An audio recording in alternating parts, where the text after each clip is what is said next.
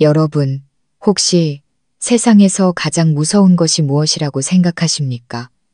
귀신일까요? 아닙니다. 저는 돈, 그리고 그 돈을 향한 인간의 끝없는 탐욕이라고 생각합니다. 시아버님이 돌아가신 지 채 100일도 되지 않았습니다. 평생을 현모양처로 남편 하나만 바라보고 살아오신 55의 시어머니께서 갑자기 임신을 하셨습니다. 네, 잘못 들으신 게 아닙니다. 저희 가족 모두의 경악과 공포, 그리고 온 동네 사람들의 수군거림 속에서 시어머니의 배는 하루가 다르게 불러왔습니다. 그리고 마침내 아이가 태어났을 때 아이의 얼굴이 돌아가신 시아버님과 붕어빵처럼 똑같다는 사실을 알게 되자 그 공포는 현실적인 악몽이 되었습니다. 사람들은 시아버님이 환생했다고 말했습니다. 기적이라고 했습니다. 하지만 제 영혼 깊은 곳에서는 이 모든 것이 기적이 아니라 귀신보다 더 무서운 어떤 거대한 음모와 사악함이 저희 가족을 집어삼키고 있다는 불길한 예감이 들었습니다. 안녕하십니까? 여유로운 노후입니다. 살다 보면 눈으로 직접 보고도 믿을 수 없는 기이한 일들이 벌어지곤 합니다. 오늘 제가 들려드릴 제 가족의 이야기가 바로 그런 이야기입니다. 한 사람의 죽음으로 시작된 이 기묘한 이야기는 주변 모든 사람들이 철석같이 믿어버릴 만큼 기이하고 신비로운 사건들로 가득했습니다. 하지만 한 여자로서의 제 직감은 계속해서 속삭였습니다. 이 모든 기적의 뒤에는 죽은 자의 영혼이나 하늘의 뜻이 아닌 인간이 만든 음모가 숨어 있다고, 아주 세밀하게 계산된 소름 끼치도록 차갑고 잔혹한 계획이 말입니다. 이 끔찍한 악몽이 시작되기 전 저희 가족은 온 동네 사람들의 부러움을 사는 모범적인 가정이었습니다. 시아버지 김덕수 회장님은 자수성가한 가구 공장 사장님으로 성품이 호탕하고 인자하신 분이셨습니다. 시어머니 박지혜 여사님은 평생을 남편과 자식 뒷바라지에 헌신하신 온화한 분이셨죠. 남편 김민주는 집안의 외아들로 착하고 능력 있는 효자였습니다. 그리고 저는 이 집에 며느리로 들어온 지 5년째였습니다. 시부모님은 저를 친딸처럼 아껴주셨고 남편의 사랑도 넘쳤습니다. 저는 정말 복받은 사람이라고 생각했죠. 하지만 행복은 그리 길지 않았습니다. 재앙은 예고 없이 찾아왔습니다. 넉 달 전 시아버님께서 갑작스러운 뇌졸중으로 세상을 떠나셨습니다. 집안의 기둥이자 영혼과도 같았던 분의 부재는 가족 모두에게 엄청난 충격이었습니다. 늘 웃음소리가 가득했던 집은 순식간에 침통한 슬픔에 잠겼습니다. 가장 큰 고통을 겪으신 분은 단연 시어머니셨습니다. 어머니는 거의 실신할 지경이셨죠. 장례식 내내 식음을 전폐하시고 남편의 영정 옆에만 앉아 눈물이 마르도록 우셨습니다. 그 모습을 보는 저희도 가슴이 찢어지는 듯 했습니다. 장례가 끝난 후에도 어머니의 슬픔은 가시지 않았습니다. 그리고 그때부터 어머니께는 제 등골을 서늘하게 만드는 이상한 습관이 생겼습니다. 매일 저녁 어스름이 질 무렵이면 어머니는 홀로 마을 뒷산에 있는 시아버님의 산소로 향하셨습니다. 그리고 간 만든 봉분 옆에 몇 시간이고 넋을 놓고 앉아 계셨습니다. 남편은 밤이슬이 몸에 해롭다며 어머니를 말렸지만 어머니는 눈물 고인 눈으로 고개를 저으실 뿐이었습니다. 너희는 모른다.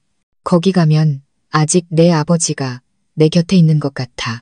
가서 얼굴이라도 보고 넋두리라도 해야 내가 숨을 쉴 수 있단다. 저희는 그런 어머니가 너무나 안쓰러워 더는 말리지 못했습니다. 동네 사람들도 처음에는 수군거렸지만 남편을 지극히 사랑했던 아내의 애틋한 마음이라며 대부분 이해하는 분위기였습니다. 저 또한 그 끔찍한 일이 벌어지기 전까지는 그렇게만 생각했습니다. 시아버님이 돌아가신 지 2달이 조금 넘었을 무렵 시어머니께 이상한 증세가 나타나기 시작했습니다. 아침마다 헛구역질을 하시고 부쩍 피곤해 하셨습니다. 처음에는 저희 모두 슬픔이 깊어 몸이 쇠약해지신 거라고만 생각했습니다. 하지만 어머니의 배가 눈에 띄게 불러오는 것을 보고 제 머릿속에 말도 안 되는 생각이 스쳐 지나갔지만 저는 애써 고개를 저었습니다. 설마 시어머니는 올해 55, 이미 폐경이 한참 지나신 나이인데. 하지만 그 설마가 현실이 되었습니다. 어느 날 저녁 어머니는 저희 부부를 부르셨습니다. 어머니의 얼굴에는 수줍음과 함께 기묘한 장엄함이 서려 있었습니다.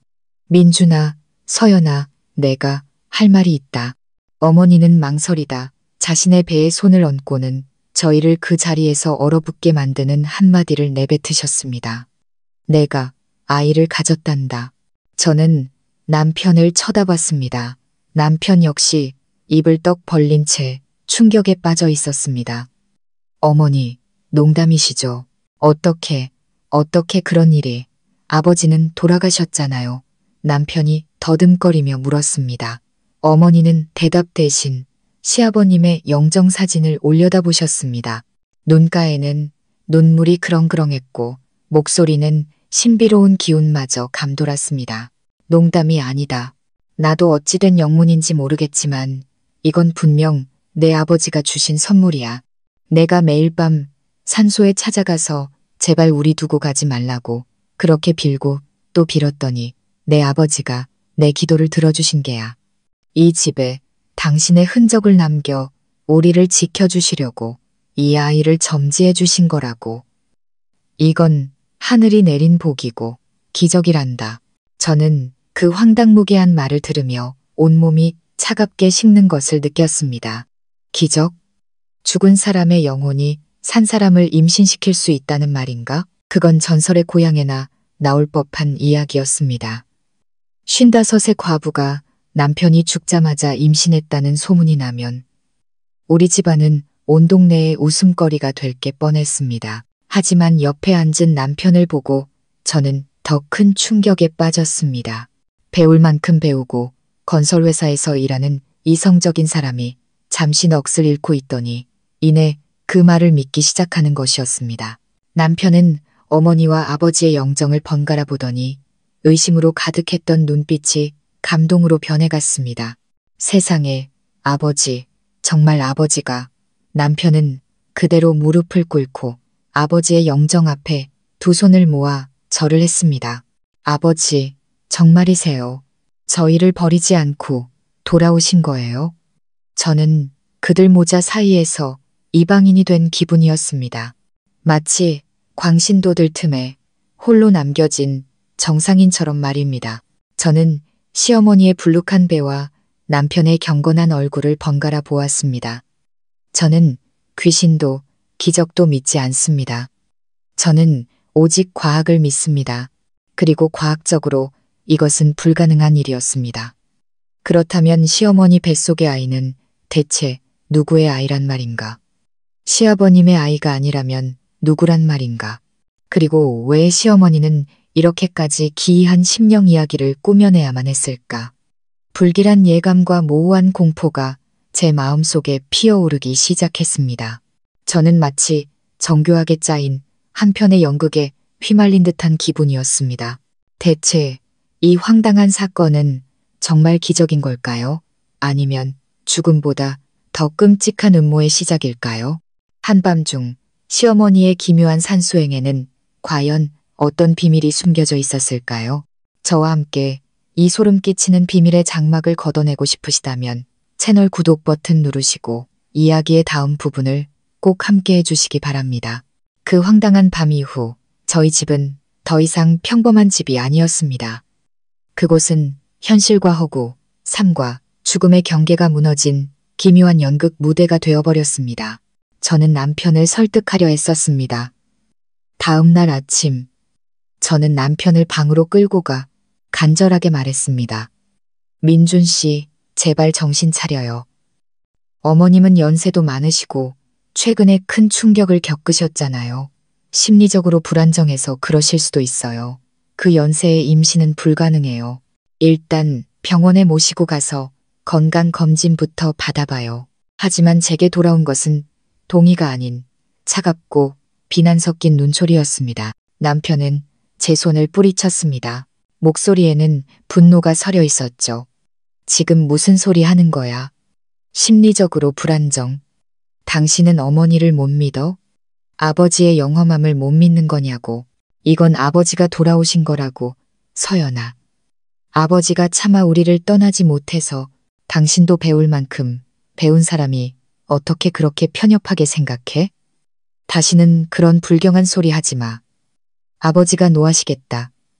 불경, 남편은 제게 그 단어를 썼습니다. 단지 현실을 직시하고 비상식적인 상황에 의문을 제기했다는 이유만으로 저는 남편에게 불경한 아내가 되어버렸습니다. 저는 할 말을 잃었습니다. 남편은 단지 믿는 것이 아니었습니다. 그는 믿고 싶어 했습니다. 아버지를 잃은 슬픔이 너무나 컸기에 그는 이 황당한 이야기를 구명조끼처럼 붙들고 있었던 겁니다. 아버지가 다른 모습으로 남아 여전히 우리 곁에 있다는 생각. 그것이 남편의 고통을 덜어주는 유일한 진통제였고 그 진통제를 빼앗으려는 사람은 아내인 저라도 적이 될 수밖에 없었습니다. 그리고 주머니 속의 송곳은 언젠가 튀어나오는 법. 55 과부박 여사가 임신했다는 소문은 삽시간에 온 동네로 퍼져나갔습니다. 처음에는 뒤에서 수군거리는 소리뿐이었습니다. 사람들은 시장이나 가게에 모여 저희 집을 향해 손가락질했습니다. 대놓고 말하진 않았지만 그들의 호기심 어린 눈빛과 의미심장한 미소는 수천 마디의 욕설보다 더 견디기 힘들었습니다. 그들은 온갖 추측과 이야기를 만들어냈습니다.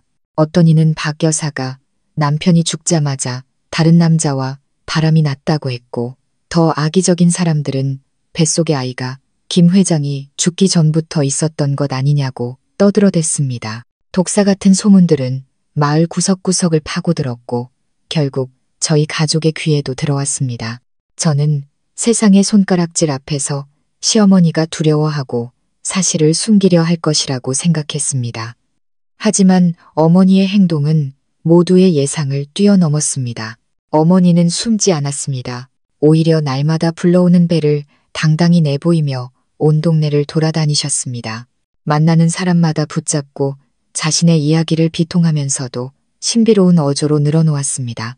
돌아가신 남편과의 애틋했던 사랑 이야기, 매일 밤 홀로 산소를 찾아가 넋두리를 했던 이야기, 그리고 마침내 남편의 영혼이 나타나 이 아이를 선물해준 기적 같은 이야기까지. 어머니의 이야기는 마치 본인이 전설의 고향 주인공이라도 된 듯 기이하고 소름 끼치는 디테일들이 덧붙여졌습니다. 그리고 놀랍게도 사람들은 그 이야기를 믿기 시작했습니다.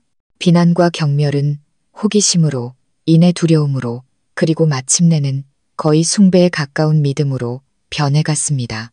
원래 시골은 영적인 것, 귀신 이야기를 쉽게 믿는 경향이 있습니다. 박 여사의 이야기는 너무나 특별하고 기이해서 사람들의 그런 믿음을 정확히 파고들었습니다.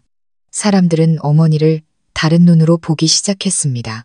경외와 존경이 뒤섞인 눈빛으로 전생에 큰 덕을 쌓고 현생을 올바르게 살아야만 죽은 남편이 그런 기적을 내려준다고 믿었습니다. 그리고 사람들의 믿음을 얻은 박 여사는 더욱 기이해졌습니다. 마치 신내림이라도 받은 사람처럼 행동하기 시작했습니다. 어느 날은 식사 도중 갑자기 수저를 놓고는 허공을 응시하며 말했습니다.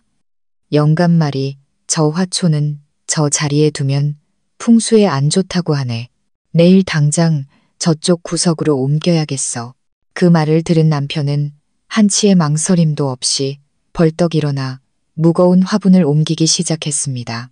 또 다른 날에는 어젯밤에 영감이 꿈에 나타나 갈치조림이 먹고 싶다고 하더구나. 서연아, 내일 시장 가서 싱싱한 놈으로 사다 끓여다오. 옛날에 내가 끓여주던 방식 그대로 말이다. 저는 속으로 황당하고 소름이 돋았지만 묵묵히 따를 수밖에 없었습니다. 만약 거절이라도 했다간 남편이 또다시 저를 아버지를 존중하지 않는 사람이라며 비난할 것이 뻔했기 때문입니다. 저희 집은 점차 기괴한 공간으로 변해갔습니다.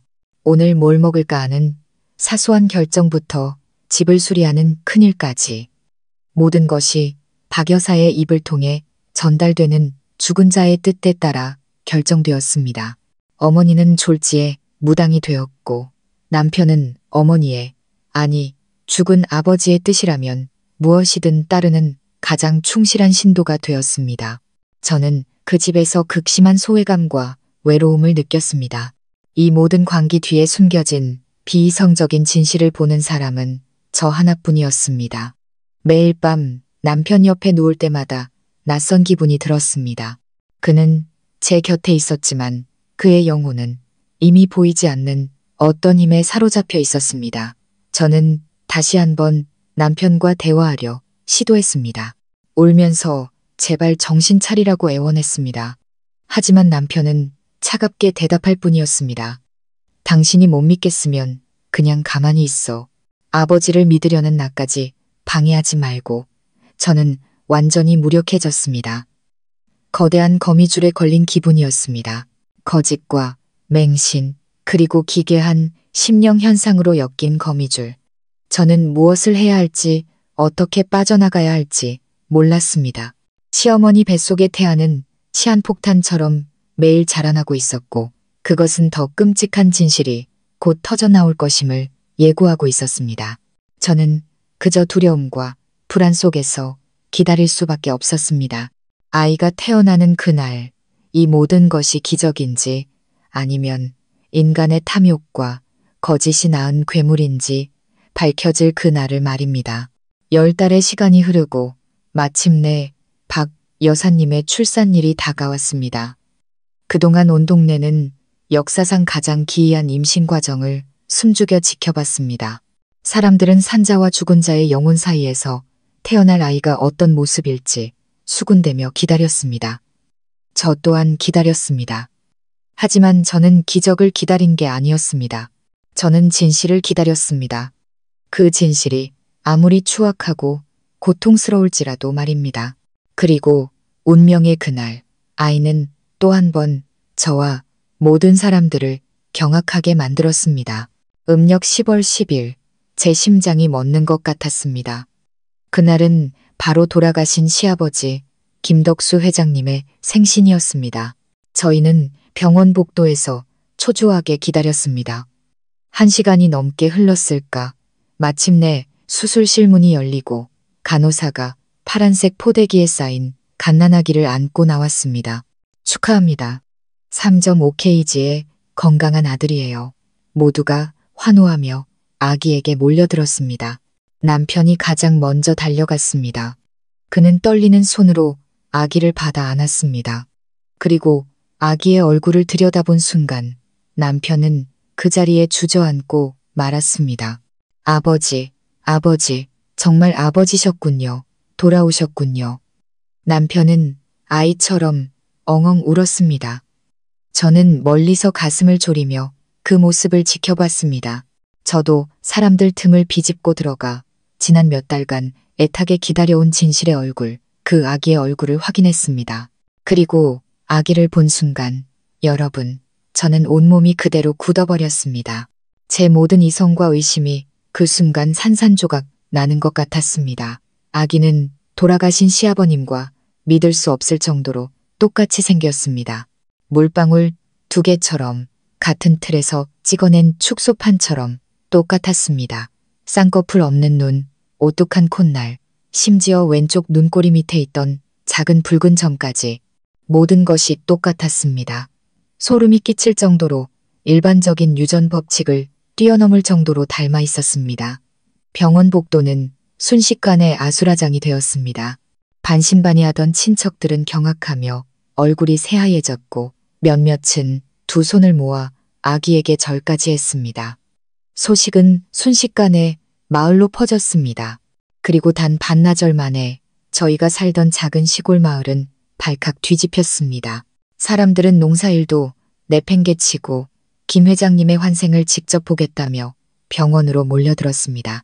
그들은 병실 밖에서 호기심과 두려움이 뒤섞인 눈으로 옹성거렸습니다. 저희 가족의 이야기는 이제 단순한 소문이 아니라 온 동네가 공인한 기적이자 성스러운 전설이 되었습니다. 저는 사람들의 환호와 숭배 속에서 뼛속까지 시린 한기를 느꼈습니다. 저조차도 스스로를 의심하기 시작했습니다. 어쩌면 정말로 세상에 환생이라는 것이 존재하는 걸까? 내 모든 의심이 틀렸던 걸까? 내가 너무 의심이 많아 돌아가신 분의 영혼을 모독한 것은 아닐까? 하지만 아니었습니다. 제 이성 깊은 곳에서 작지만 단호한 목소리가 외치고 있었습니다. 이건 불가능해. 이건 너무나 완벽하게 조작된 거짓말이야. 기묘할 정도로 똑같은 얼굴, 정확히 맞춰진 생일, 모든 것이 너무나 완벽했습니다. 가짜라고 느껴질 만큼 완벽했습니다. 분명 아직 내가 찾아내지 못한 천지가 개벽할 만한 비밀이 숨어 있을 것이 틀림없었습니다. 저는 남편의 품에 안겨 잠든 아기를 보았습니다. 그리고 광신도처럼 기뻐하는 남편과 주변 사람들을 보았습니다. 저는 이 악몽이 아직 끝나지 않았다는 것을 직감했습니다. 이제 겨우 시작일 뿐이라는 것을. 시아버님과 똑 닮은 얼굴, 완벽하게 계산된 생일에 태어난 아이의 등장은 시어머니의 황당한 이야기를 온 동네가 믿는 성경과도 같은 진실로 만들어버렸습니다. 저희 집은 갑자기 문전성시를 이뤘습니다. 매일같이 사람들이 찾아왔습니다. 산모를 보러 온 것이 아니라 환생한 성인을 아련하러 온 것이었죠.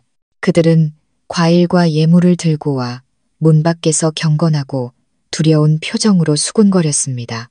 그들은 아기를 덕수도련님, 환생한 김 회장님이라고 불렀습니다. 과부였던 박 여사님은 이제 신비로운 후광을 두른 존재가 되었습니다. 어머니는 침대에 앉아 아기를 품에 안고 산모의 피곤한 기색과 함께 선택받은 자의 위엄을 동시에 풍겼습니다.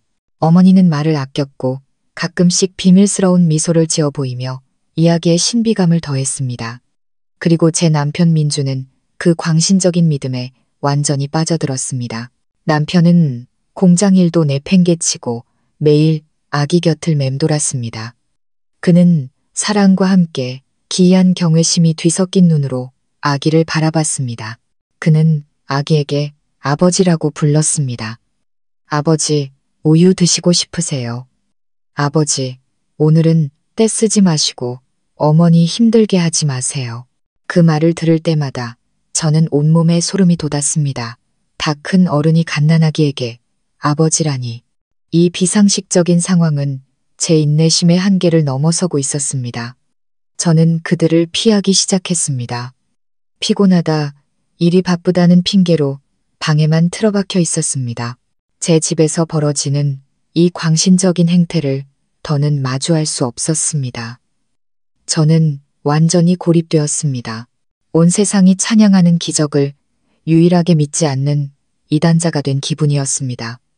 저는 이 모든 황당함이 여기서 멈추길 바랐습니다.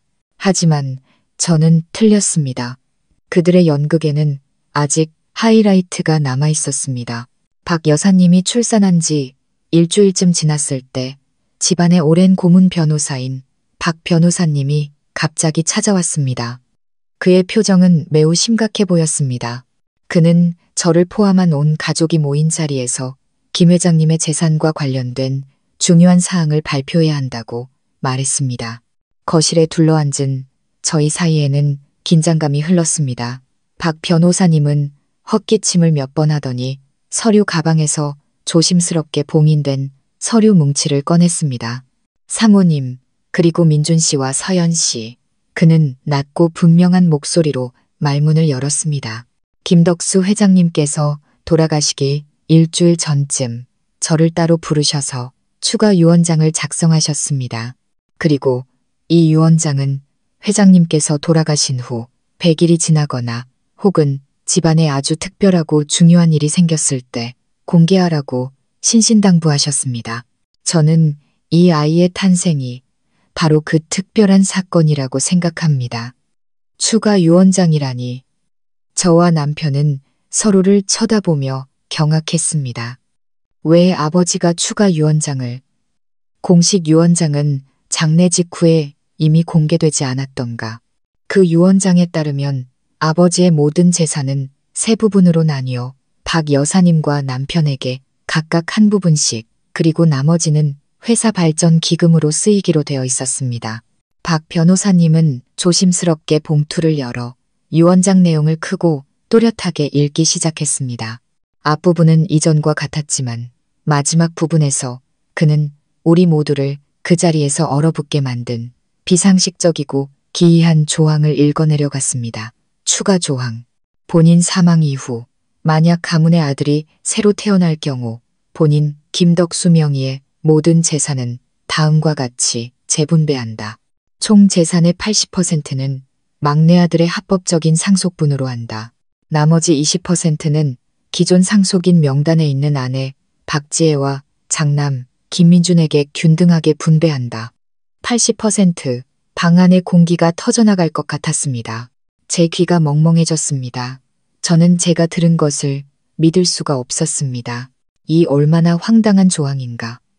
어떻게 시아버지가 자신이 죽은 뒤에 아들이 하나 더 태어날 것을 미리 알 수 있었단 말인가. 하지만 저보다 더 큰 충격을 받은 사람은 남편이었습니다. 그는 핏기 하나 없는 얼굴로 그 자리에 앉아 있었습니다. 남편은 유언장을 멍하니 바라보다가 박 여사님의 품에 안긴 갓난아기를 보았습니다. 80%. 그것은 곧 아버지의 모든 것을 물려받을 유일한 상속자였던 그가 이제는 재산의 10%도 채 안 되는 일부만 받게 되었다는 것을 의미했습니다. 그는 자신이 환생했다고 믿었던 아버지에게 모든 것을 빼앗긴 셈이었습니다. 아니야, 이건 거짓말이야. 위조된 거라고. 아버지가 이러실 리가 없어. 남편은 유언장을 낚아채려는 듯 달려들려고 했습니다. 하지만 그때 박 여사님이 입을 열었습니다. 그녀의 목소리에는 놀라움이라곤 찾아볼 수 없었습니다. 오히려 모든 것을 알고 있었다는 듯 장엄하고 신비로운 기운마저 감돌았습니다. 민준아, 진정하거라. 어찌 아버지의 말씀을 의심하려 하느냐. 어머니는 남편과 저를 꿰뚫어보는 듯한 눈빛으로 바라봤습니다. 이제 알겠느냐? 왜 내 아버지가 그토록 영험하셨는지. 영감은 모든 것을 알고 계셨다. 돌아가시기 전부터 이미 예감하셨던 게야. 당신이 이 집을 떠나지 않을 거라는 걸, 다른 모습으로 다시 돌아올 거라는 걸 알고 계셨던 거지. 그래서 이 유언장을 남기신 게다. 당신의 재산 대부분을 당신 자신에게, 즉 당신의 분신인 이 막내 아들에게 남기시려고. 알겠니, 민준아? 이것은 하늘의 뜻이고 정해진 운명이란다. 어머니의 설명은 여러분 너무나 완벽했습니다. 그것은 그동안 일어났던 모든 기이한 사건들을 흠잡을 데 없는 하나의 완벽한 심령 이야기로 엮어냈습니다. 황당한 임신, 기묘하게 닮은 아이의 얼굴, 그리고 이제 이 비상식적인 유언장까지 모든 것이 예감과 영험함이라는 두 단어로 설명되었습니다. 그리고 제 남편 민주는 완전히 설득당하고 말았습니다. 그의 의심과 분노는 광적인 숭배로 바뀌었습니다. 그는 어머니와 아기를 번갈아 보며 경이로운 표정을 지었습니다. 세상에, 아버지, 모든 걸 계획하고 계셨던 거예요. 그는 더 이상 재산을 잃었다는 사실에 분노하지 않았습니다. 그는 눈앞에서 벌어지는 위대한 기적에 압도당할 뿐이었습니다. 저는 그들의 연극 한가운데 앉아 뼛속까지 시린 한기를 느꼈습니다. 이제 모든 것이 이해되었습니다. 이것은 전부 음모였습니다. 한치의 오차도 없이 계산된 치밀한 음모. 그들은 단지 아이의 출생을 합리화하고 싶었던 것이 아니었습니다. 그들은 그것을 이용해 시아버지가 남긴 막대한 재산을 거의 전부 차지하려 했던 것입니다. 임신, 아이, 그리고 이 유언장까지 모든 것이 그들의 계획을 위한 도구에 불과했습니다. 하지만 누가 주모자일까? 시골의 평범한 안악인 박 여사님, 혼자서 이렇게 정교하고 잔인한 계획을 세울 수 있었을까? 아니면 이 모든 것을 뒤에서 조종하는 진짜 유령이 있는 걸까? 저는 알 수 없었습니다. 제가 마주하고 있는 것이 악마라는 것, 그리고 저는 혼자 싸울 수 없다는 것만 알 뿐이었습니다. 그 기이한 유언장이 공개된 후 집안의 공기는 더욱 숨막히고 기괴해졌습니다. 저는 완전히 고립감을 느꼈습니다. 제 남편 민주는 어머니가 만들어낸 심령 세계에 완전히 빠져들었습니다. 그는 더 이상 제가 알던 남편이 아니었습니다. 그는 저를 차갑게 대했고 그의 모든 관심과 시간은 환생한 아버지에게 쏠려 있었습니다. 이제 성모 마리아라도 된 듯 신의 뜻을 전하는 어머니의 모든 지시를 맹목적으로 따랐습니다. 저는 다시 한번 남편에게 이성적으로 설명하려 했습니다. 민준 씨, 생각해봐요. 아버지는 당신을 세상에서 가장 사랑하셨어요. 그런데 어떻게 당신의 상속권을 거의 다 빼앗는 그런 유언장을 남기실 수 있겠어요? 이건 말이 안 돼요. 하지만 남편은 짜증 섞인 목소리로 제 말을 잘랐습니다. 당신이 뭘 알아? 이건 아버지의 뜻이야. 아버지는 당신의 귀환을 위해 가장 좋은 것을 남기길 원하셨다고. 나는 아들이고 아버지가 어떤 모습으로 계시든 모셔야 할 책임이 있어. 믿기 싫으면 그만둬. 하지만 더 이상 그런 막말은 하지 마. 아버지가 불쾌하시잖아. 저는 완전히 무력해졌습니다. 맹목적인 효심으로 쌓아 올린 벽에 대고 말하는 기분이었습니다. 저는 이 미친 집에서 단 1분도 더 머물 수 없었습니다. 제 말을 들어주고 저를 믿어줄 사람, 아직 이성을 잃지 않은 누군가가 필요했습니다. 그 순간 제 머릿속에 떠오른 단 한 사람은 제 고등학교 동창 친구 유나였습니다. 유나는 똑똑하고 날카롭고 지독하게 현실적인 아이였습니다. 귀신이나 심령현상 따위는 절대 믿지 않았죠. 유나에게 세상 모든 것은 논리와 과학으로 설명 가능해야 했습니다. 저는 오직 유나만이 이 엉망진창인 상황에서 저를 구해줄 수 있을 거라고 생각했습니다. 저는 시내에 볼 일이 있다는 핑계를 대고 우리가 늘 만나던 카페로 차를 몰았습니다. 퀭한 제 얼굴과 핏발선 눈을 본 유나는 걱정스러운 표정을 지었습니다. 서연아, 꼴이 왜 이래? 아직도 아버님 일 때문에 힘든 거야? 저는 더 이상 참을 수 없었습니다. 유나를 끌어안고 엉엉 울음을 터뜨렸습니다. 저는 유나에게 모든 것을 털어놓았습니다. 시아버지의 갑작스러운 죽음, 시어머니의 한밤중 묘지순례, 55살 노인의 황당한 임신, 죽은 사람과 똑같이 생긴 아이의 탄생, 그리고 마침내 공개된 미친 유언장까지 유나는 말없이 제 이야기를 들었습니다. 그 아이의 얼굴은 점점 더 심각해졌습니다. 유나는 제가 털어놓은 기이한 이야기들에 놀라거나 두려워하지 않았습니다. 마치 의사가 환자를 진단하듯 형사가 사건의 단서를 꿰맞추듯 제 이야기에 집중했습니다. 제가 이야기를 마쳤을 때 유나는 섣부른 위로를 건네지 않았습니다.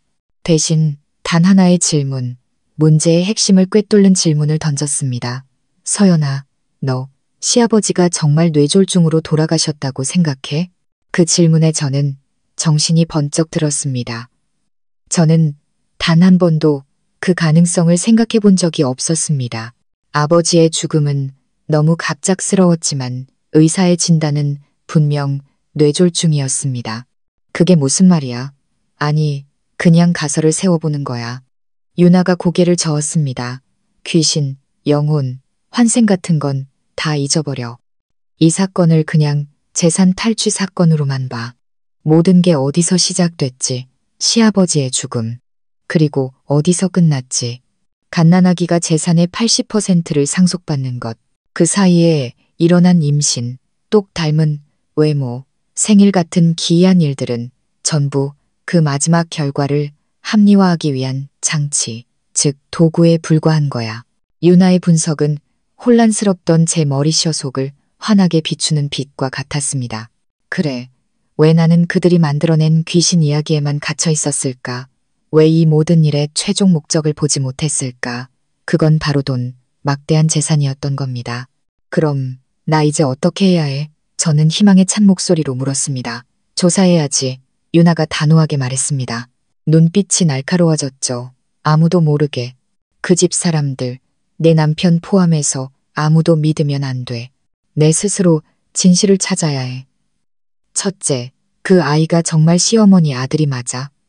맞다면 아버지는 누구야? 절대 영혼 일리는 없잖아.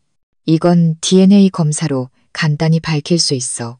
둘째, 그 유언장, 정말 시아버지가 작성한 게 맞을까? 누군가 변호사를 매수해서 조작한 건 아닐까? 셋째, 그리고 가장 중요한 것, 시어머니가 산소에서 만난 게 정말 죽은 남편의 영혼이었을까? 아니면 살아있는 어떤 남자였을까? 유나의 질문, 하나하나가 제 머릿속에 닫힌 문을 여는 열쇠 같았습니다.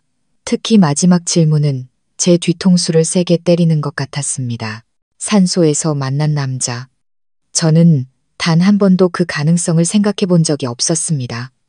저는 그저 시어머니의 말과 남편의 맹신을 따랐을 뿐입니다. 서연아, 정말 조심해야 해. 유나가 제 손을 꽉 잡았습니다. 만약 우리 추측이 맞다면 넌 지금 아주 위험한 사람들과 함께 살고 있는 거야.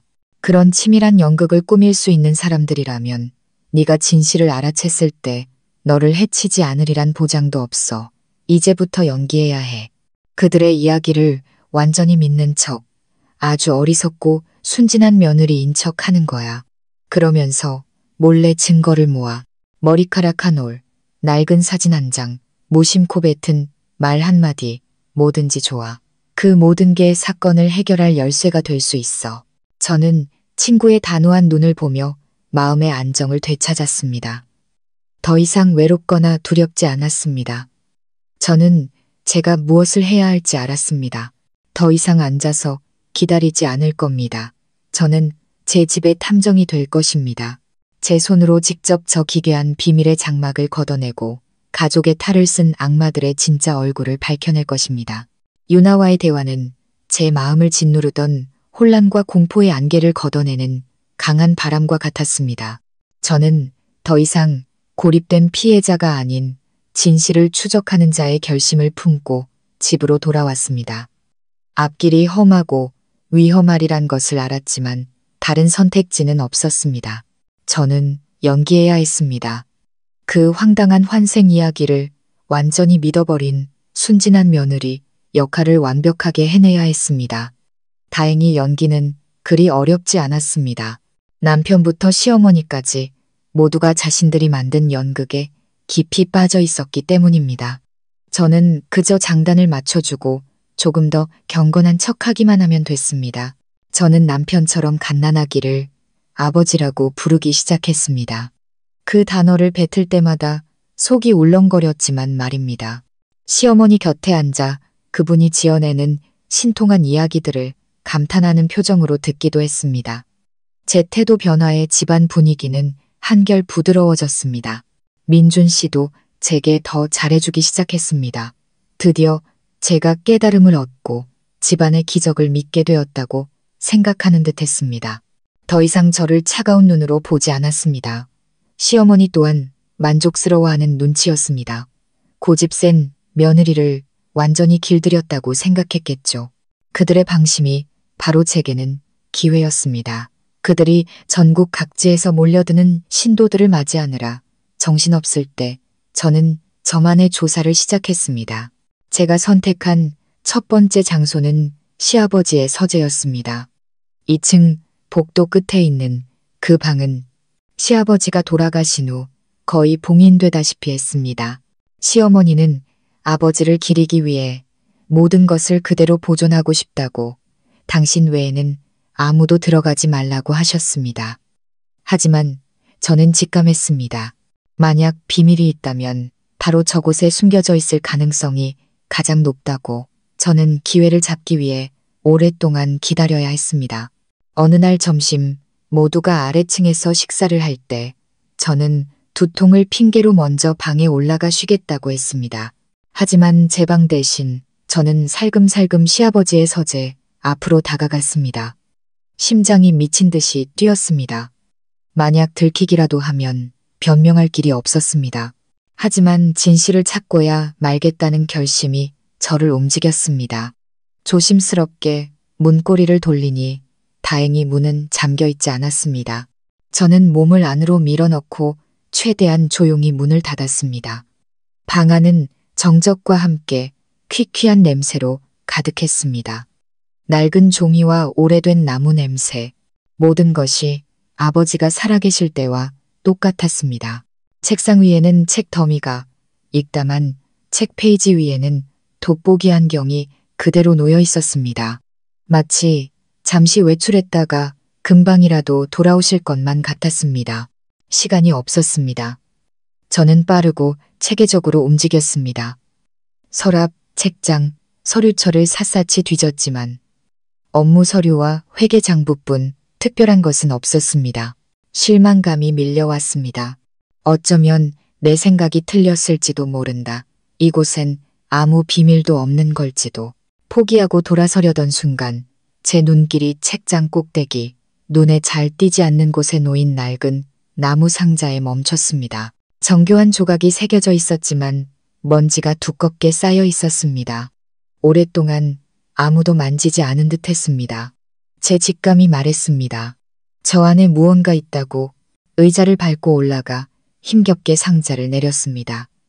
상자는 잠겨 있지 않았습니다. 저는 숨을 죽이고 천천히 뚜껑을 열었습니다.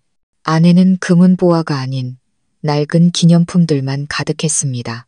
누렇게 변색된 편지 3통, 멈춰버린 회중시계, 그리고 수많은 낡은 흑백 사진들. 저는 조심스럽게 사진을 한 장씩 넘겨보았습니다. 시부모님의 젊은 시절 사진들이었습니다. 젊은 시절 시아버지는 정말 멋지고 낭만적으로 보였습니다.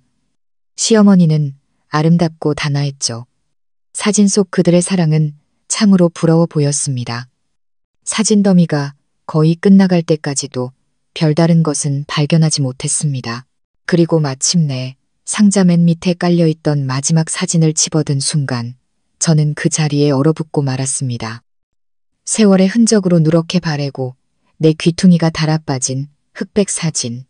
사진 속에는 두 젊은 남자가 어깨 동무를 하고 환하게 웃고 있었습니다. 한 명은 바로 시아버지 김덕수 회장님이었습니다. 하지만 제 숨을 먹게 한 것은 바로 다른 한 남자였습니다.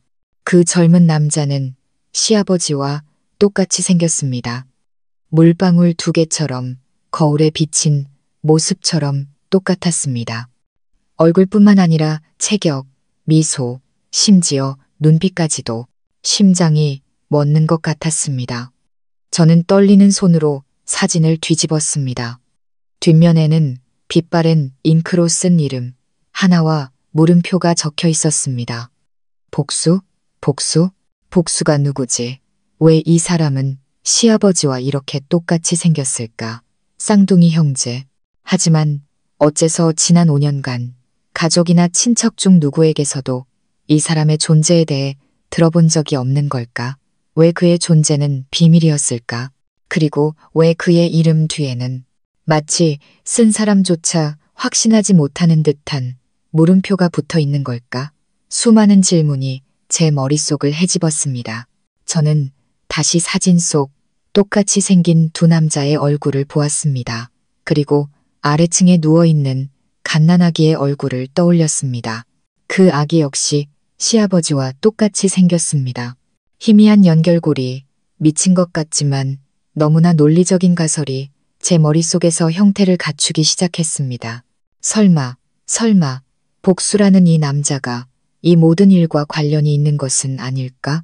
바로 그때 복도에서 발소리가 들려왔습니다. 저는 깜짝 놀라 허둥지둥 모든 것을 상자 안에 다시 넣고 제자리에 돌려놓은 뒤 심장이 터질 듯한 채로 방을 빠져나왔습니다. 다행히 방으로 올라오던 남편의 발소리였고 남편은 아무것도 눈치채지 못했습니다. 그 사진은 제게 강박관념이 되었습니다. 복수라는 남자의 얼굴이 제 머릿속을 떠나지 않았습니다. 이것이 모든 비밀을 여는 첫 번째 단서이자 가장 중요한 열쇠라는 것을 알았습니다. 하지만 이걸로 무엇을 할 수 있을까? 시어머니나 남편에게 직접 물어볼 수는 없었습니다. 긁어 부스럼을 만들 뿐입니다. 더 확실한 증거가 필요했습니다. 그리고 저는 결심했습니다. 유나가 던졌던 질문, 시어머니가 묘지에서 만난 것이 정말 유령이었는지 제 눈으로 직접 확인하기로. 한 가지 이상한 점은 죽은 남편과 똑같이 생긴 아이를 낳은 후에도 박 여사님은 매일 밤 남편의 산소를 찾는 습관을 버리지 않았다는 것입니다. 시어머니를 미행하는 것은 매우 위험한 결정이었습니다. 마을의 공동묘지는 마을 끝 인적이 드문 논밭 한가운데에 있었습니다. 밤이 되면 그곳은 소름 끼치도록 음산하고 고요했습니다. 한밤중에 홀로 그곳에 가야 한다는 생각만으로도 두려웠습니다. 하지만 진실을 찾고자 하는 제 결심은 두려움을 넘어섰습니다. 더 이상 이 기만과 모호한 공포 속에서 살 수는 없었습니다. 제 눈으로 직접 봐야만 했습니다. 시어머니의 기묘한 심야 외출 뒤에 숨겨진 비밀을 알아내야만 했습니다. 그날 밤도 여느 때처럼 저녁 식사 후 박 여사님은 외출 준비를 시작했습니다.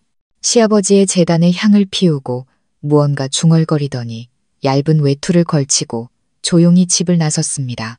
저는 5분쯤 기다렸다가 어머니가 멀리 갔을 거라 확신한 뒤 조심스럽게 뒤를 밟았습니다. 들키지 않을 만큼, 하지만 놓치지 않을 만큼 안전거리를 유지했습니다. 드문드문 켜진 가로등 불빛 아래 텅 빈 시골길 위로 시어머니의 그림자가 길게 늘어졌습니다. 그 모습은 슬픔에 잠겨 남편의 산소를 찾는 아내의 모습이 아니었습니다. 오히려 중요한 약속에 가는 사람처럼 어딘가 모르게 서두르는 기색이었습니다. 공동묘지에 가까워질수록 공기는 차갑고 괴기스러워졌습니다. 벌레 우는 소리, 나무십 사이를 스치는 바람 소리가 제 몸을 떨게 했습니다. 저는 묘지 입구의 큰 나무 뒤에 숨어 숨을 죽이고 상황을 살폈습니다. 박 여사님은 안으로 곧장 들어가 갓 만든 시아버지의 봉분 앞에 섰습니다. 작은 과일 바구니를 내려놓고 향 몇 개를 피웠습니다. 어머니는 한참 동안 등을 보이고 서 있어서 표정을 읽을 수는 없었습니다. 하지만 어머니는 평소 이야기하던 것처럼 자리에 앉아 넋두리를 시작하지 않았습니다. 대신 주위를 한번 휙 둘러보는 경계심 가득한 행동을 보였습니다. 그리고는 묘지 구석 나무가 무성하게 자란 버려진 고분 쪽으로 향했습니다. 제 심장이 멎는 것 같았습니다. 저긴 왜 가는 거지? 저건 시아버지의 묘가 아닌데. 저는 숨을 죽이고 다른 큰 비석 뒤에 몸을 숨긴 채 작은 틈으로 그 모습을 엿보았습니다. 그리고 제 눈앞에 펼쳐진 광경에 저는 그 자리에서 얼어붙고 말았습니다. 온몸이 굳고 두 눈이 휘둥그레졌습니다. 제가 본 것을 믿을 수가 없었습니다. 그곳 낡은 무덤 구석에 서 있는 것은 유령이 아니었습니다. 어떤 영혼도 아니었습니다. 그곳에는 살아있는 한 남자가 서 있었습니다. 그리고 가장 끔찍한 것은 그 남자의 얼굴이 돌아가신 시아버지와 똑같았다는 것입니다. 그는 나이가 들어 머리가 희끗했고 얼굴에는 주름이 있었지만 그 이목구비는 틀림없었습니다. 저 사람이 김덕수 회장님이라고. 그들은 어두운 밤 희미한 달빛 아래 서 있었습니다. 남자는 시어머니의 어깨에 손을 얹었고 어머니는 그의 어깨에 머리를 기댔습니다. 그들은 괴기스럽고 고요한 공동묘지 한가운데서 말없이 서로에게 기대어 서 있었습니다. 그 모습은 평범한 만남이 아니었습니다. 거기에는 기이한 친밀감과 유대감이 있었습니다. 제 머릿속이 하얗게 비어버렸습니다. 제 모든 가설과 추측이 이 비현실적인 광경 앞에서 무너져 내렸습니다. 이 남자는 누구인가? 왜 시아버지와 똑같이 생겼는가? 수많은 질문들이 제 머릿속을 헤집었습니다. 저는 비석 뒤에 숨어 온몸을 벌벌 떨었습니다. 숨도 크게 쉴 수 없었습니다. 작은 소리라도 냈다간 들킬 것만 같았습니다. 원초적인 공포, 끔찍한 강박관념이 저를 덮쳤습니다. 그 광경은 제가 감당하기에는 너무나 벅찼습니다. 저는 조용히 뒷걸음질쳐 몸을 돌려 달리기 시작했습니다. 그 기괴한 공동묘지에서 미친 듯이 달렸습니다. 뒤도 돌아보지 않고 달렸습니다. 마치 진짜 유령에게 쫓기는 사람처럼. 집에 도착하자마자 방문을 걸어 잠그고 바닥에 주저앉아 숨을 헐떡였습니다. 시아버지의 얼굴을 한 남자의 모습이 제 머릿속에서 떠나지 않았습니다. 시어머니의 비밀, 임신의 비밀은 이제 단순한 재산 다툼의 문제가 아니었습니다. 그것은 훨씬 더 복잡하고 무서운 무언가였습니다. 죽은 사람과 똑같이 생긴 남자, 한밤중 공동묘지에서의 만남. 대체 이 집안에서는 무슨 기괴한 일이 벌어지고 있는 걸까? 저는 무슨 수를 써서라도 진실을 밝혀내야만 했습니다. 날이 밝자마자 저는 더 이상 참을 수 없었습니다. 유나를 찾아가야만 했습니다. 오직 그 아이만이 제게 논리적인 설명을 해주고 저를 이 공포와 미신의 늪에서 끌어내줄 수 있을 겁니다. 저는 시내에 급한 일이 생겼다는 핑계를 대고 유나의 법률사무소로 차를 몰았습니다. 넋이 나간 채 창백해진 제 모습을 본 유나는 깜짝 놀랐습니다. 서연아, 또 왜 그래? 꼭 귀신이라도 본 사람 같잖아. 유나야, 나 봤어. 저는 더듬거리며 말했습니다. 목소리가 떨려 제대로 말이 나오지 않았습니다. 그 사람을 봤어. 공동묘지에 있던 그 남자. 진정해, 서연아. 심호흡하고 여기 앉아서 천천히 얘기해봐. 유나는 저를 의자에 앉히고 따뜻한 물을 한 잔 건넸습니다. 저는 떨면서 지난밤에 목격한 모든 것을 이야기했습니다.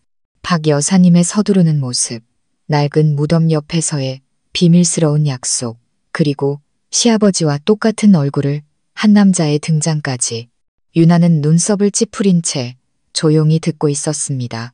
그 아이는 제가 늘어놓는 기괴한 이야기에 전혀 놀라거나 두려워하지 않았습니다. 오직 제 말을 하나하나 분석할 뿐이었습니다. 제가 이야기를 마치자 유나는 섣불리 결론 내리지 않았습니다. 책상으로 가더니 지난번에 제가 보여줬던 낡은 사진 한 장을 꺼내 들었습니다. 똑같이 생긴 두 젊은 남자가 찍힌 사진. 서연아, 잘 봐. 어젯밤에 네가 본 남자가 이 사람 맞아? 저는 사진을 들여다보았습니다. 어둠 속에서 똑똑히 보지는 못했지만 틀림없었습니다. 바로 그 사람이었습니다. 복수. 유나가 나지막이 말했습니다. 그 아이의 눈이 빛났습니다. 그럼 우리 가설이 맞았어. 그 사람은 귀신도 아니고 내 시아버지가 살아 돌아온 것도 아니야. 그는 실존 인물이고 이름은 복수이며 내 시아버지와 아주 가까운 혈연 관계인 사람이야. 아마도 쌍둥이 형제겠지. 하지만 왜? 5년 넘게 아무도 그 사람 얘기를 한 적이 없는데 왜 그의 존재가 비밀인 건데? 그게 바로 문제의 핵심이야. 유나가 단호하게 말했습니다.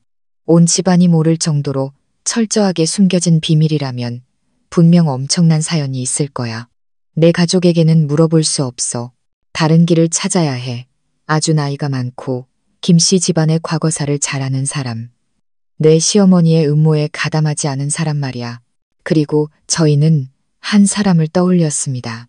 바로 김씨 집안의 가장 큰 어른인 옆마을에 사시는 80이 넘은 종친회 어르신이었습니다. 그는 족보를 관리하고 이 집안의 모든 비밀을 알고 계실 유일한 분이었습니다. 그날 오후 저희는 바로 그 어르신 댁을 찾아갔습니다. 오래된 고목 아래 자리한 낡은 기와집이었습니다. 저희를 본 어르신은 조금 놀란 듯 했지만 이내 반갑게 맞아주셨습니다. 인사를 나눈 뒤 저는 바로 본론으로 들어갔습니다. 낡은 사진을 그분께 보여드렸습니다. 어르신, 혹시 이 사진 속 인물이 누구인지 아시겠어요? 어르신은 나이 때문에 침침해진 눈을 가늘게 뜨셨습니다. 사진을 받아들고 한참을 들여다보시더니 깊은 한숨을 내쉬었습니다. 과거의 모든 사연이 담긴 듯한 한숨이었습니다. 아이고, 이 사진 참 오랜만에 보네. 이놈은 덕수고 이놈은 복수. 두 놈 젊었을 적이구먼. 복수요? 그럼 정말 그런 분이 계셨던 거네요? 시아버지의 쌍둥이 동생이셨나요? 저는 떨리는 목소리로 물었습니다. 그랬지. 어르신이 고개를 끄덕이며 나지막이 말했습니다. 물방울 2개처럼 똑같이 생겨서 부모님도 헷갈릴 정도였어. 근데 성질머리는 하늘과 땅 차이였지. 그리고 어르신은 저희에게 지난 40여 년간 묻혀있던 비밀스러운 이야기를 들려주셨습니다. 시아버지 김덕수는 어릴 때부터 착하고 성실하게 일만 아는 사람이었습니다. 하지만 쌍둥이 동생 김복수는 정반대였습니다. 그는 망나니에 놀기 좋아하고 온갖 사고를 치고 다녀 가족들을 힘들게 했습니다. 형이 사업을 일구는 동안 동생 복수는 도박에 빠져 빚더미에 올라앉았습니다. 그는 빚을 갚기 위해 가족의 돈을 여러 번 훔치고 사기를 쳤습니다. 사건의 절정은 그가 동네 유력 인사의 아내와 눈이 맞아 그 남편에게 죽기 직전까지 맞고 거액의 합의금을 물어줘야 했을 때였습니다. 그때 시할아버지께서는 가산의 절반 가까이를 팔아 망나니 아들을 구해야만 했습니다. 그 일로 너무나 큰 실망과 고통을 느낀 시할아버지는 복수에게 마지막으로 돈 한 뭉치를 쥐어주며 의절을 선언하고 그를 집에서 내쫓았습니다. 그 순간부터 김씨 집안에는 복수라는 아들은 없는 셈이라고.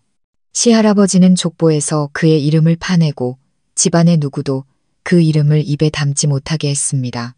마치 복수라는 사람이 죽은 것처럼 그 이후로 아무도 복수의 소식을 듣지 못했습니다. 모두들 그가 타지에서 객사했거나 어디 구석에서 죽었을 거라고 생각했습니다. 죄 많은 쌍둥이 동생의 이야기는 그렇게 서서히 잊혀 집안의 가장 나이 많은 어른들만 기억하는 비밀이 되었습니다. 저와 유나는 이야기를 듣고 할 말을 잃었습니다. 모든 것이 명확해졌습니다. 제가 지난밤 묘지에서 본 남자는 바로 가족에게 버림받았던 쌍둥이 동생 김복수였던 겁니다. 그는 죽지 않았고 돌아왔습니다. 하지만 왜 하필 지금 돌아왔을까? 왜 자신의 형수인 시어머니와 묘지처럼 외진 곳에서 몰래 만나고 있었을까? 그리고 그들의 관계는 대체 무엇일까? 단순한 우연일까? 아니면 오래전부터 계획된 음모일까? 제 머릿속은 새로운 질문들로 복잡해졌습니다. 비밀의 장막이 일부 걷혔지만 그 뒤에 숨겨진 진실은 훨씬 더 어둡고 무서운 것 같았습니다. 김복수라는 인물의 존재가 확인되면서 모든 이야기는 완전히 다른 방향으로 흘러가기 시작했습니다. 심령과 귀신이라는 요소는 사라지고 이제 이 사건은 철저히 인간의 이야기가 되었습니다. 살아있는 인간들이 저지른 음모, 기괴한 안개가 걷히자 모든 것이 무서울 정도로 선명해졌습니다. 어르신 댁에서 돌아오는 길, 저와 유나는 말이 없었습니다. 각자의 머릿속에서 그동안 일어났던 비상식적인 사건들의 조각을 맞추고 있었습니다.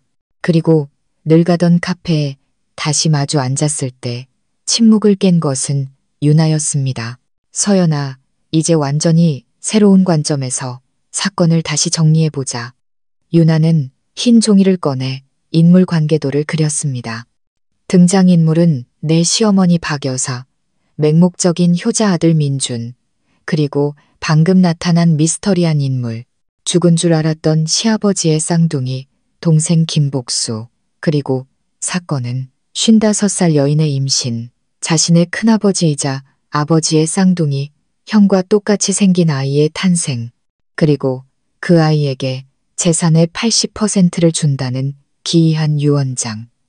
유나는 박 여사와 김복수의 이름에 동그라미를 쳤습니다. 생각해봐. 과부가 갑자기 임신을 하고 가족과 관련된 미스터리한 남자가 갑자기 나타났어. 이 두 사건이 거의 동시에 일어났다고. 뭔가 연결고리가 보이지 않아? 저는 정신이 번쩍 들었습니다. 연결고리는 너무나 명백하고 노골적이었지만 이전에는 차마 생각하지 못했던 것이었습니다. 내 말은 그 아이가 김복수 씨의 아이라는 거야. 정확해. 유나가 손가락을 튕겼습니다. 그게 유일하게 합리적인 설명이야. 55살 여성이 의학의 도움을 받으면 임신이 불가능한 건 아니야. 그리고 아이의 아버지는 다른 누구도 아닌 바로 김복수. 그들은 몰래 만나고 있었던 거야.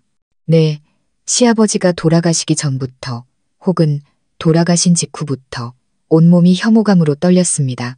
시어머니, 온 동네 사람이 칭송하던 현모양처, 연려의 표상이었던 분이 남편의 동생, 즉 시동생과 부정한 관계를 맺었다니 용서받을 수 없는 폐륜이었습니다. 하지만 왜 그런 짓을 하고 왜 환생이라는 말도 안 되는 연극까지 꾸민 거지. 유 원장 때문이지, 서연아. 유나가 종이를 가리켰습니다. 그게 모든 문제의 열쇠야. 생각해봐.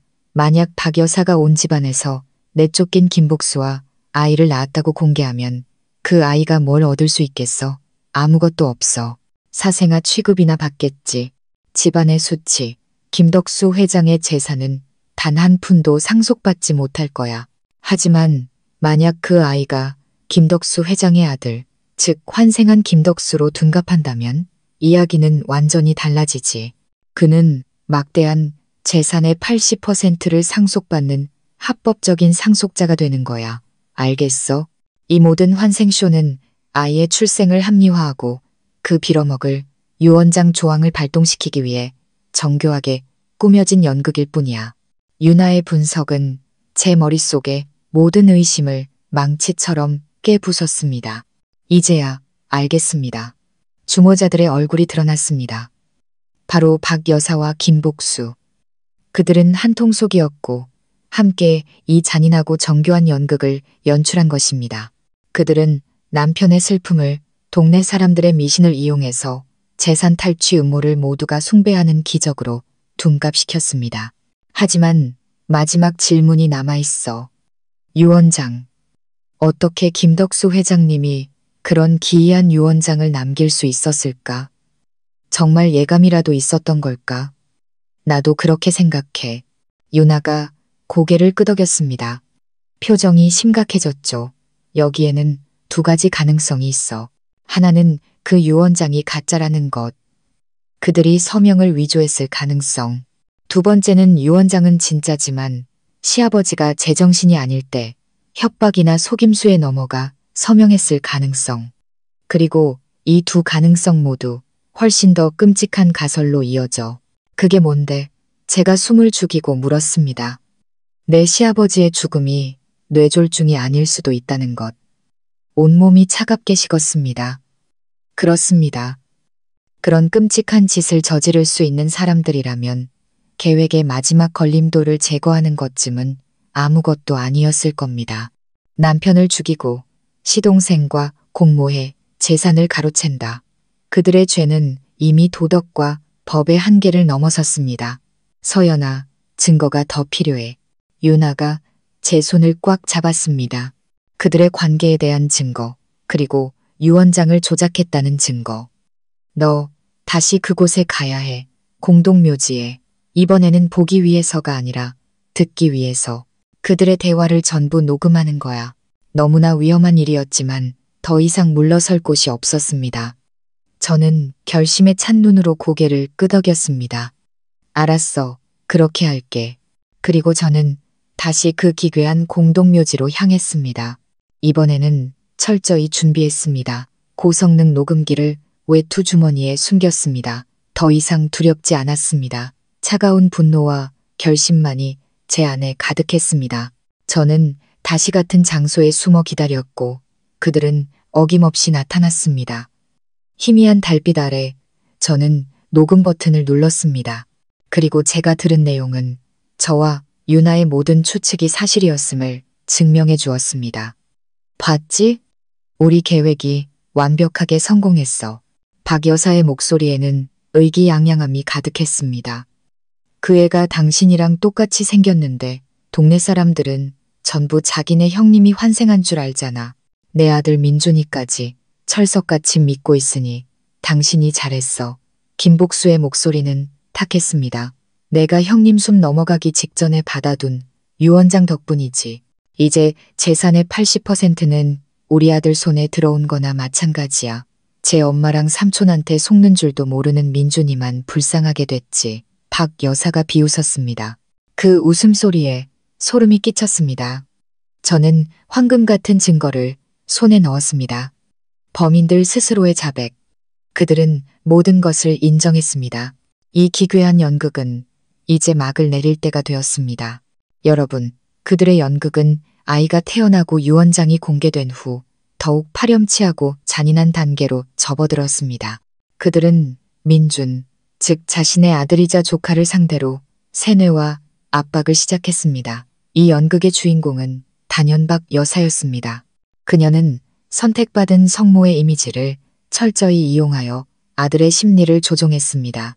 그녀의 모든 말과 행동은 신비로움과 죽은 자의 뜻이라는 포장지에 쌓여 있었습니다. 변호사가 돌아간 그날 밤, 민주는 여전히 소파에 넋을 잃고 앉아 있었습니다. 그의 얼굴에는 충격과 상실감이 가득했죠. 환생 이야기를 믿으면서도 상속권을 거의 다 빼앗기고 유일한 후계자 지위를 잃었다는 것은 그에게 큰 충격이었습니다. 박 여사는 아기를 안고 아들 곁으로 다가왔습니다. 그녀는 꾸짖지도 위로하지도 않았습니다. 그저 조용히 아기를 아들 쪽으로 내밀었습니다. 민준아, 보거라, 똑똑히 보거라. 민준은 고개를 들어 갓난아기의 얼굴을 보았습니다.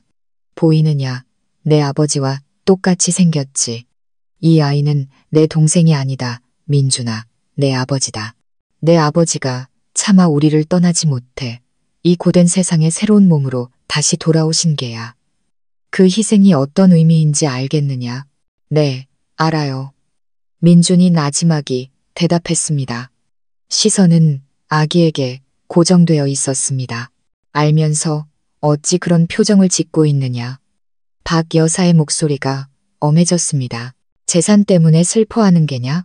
아버지의 재산을 전부 갖지 못해 서운한 것이냐? 네가 그런 생각을 하는 것 자체가 얼마나 큰 불효인지 아느냐? 아니에요, 어머니. 민준이 겁에 질린 표정으로 황급히 손을 저었습니다. 감히 그런 생각 안 했어요. 생각은 안 했는데 얼굴에 다 드러나느냐? 박 여사가 차갑게 웃었습니다. 민준아, 명심해라. 돈, 재산, 그 모든 것은 몸 밖의 물건일 뿐이다. 가장 중요한 것은 효다. 내 아버지가 우리 곁으로 돌아오신 것, 그것이 우리 가문의 가장 큰 복이다. 영감은 이 막내의 몸을 통해 당신의 재산을 직접 관리하고 싶어 하시는 게야. 그게 영감의 뜻이다.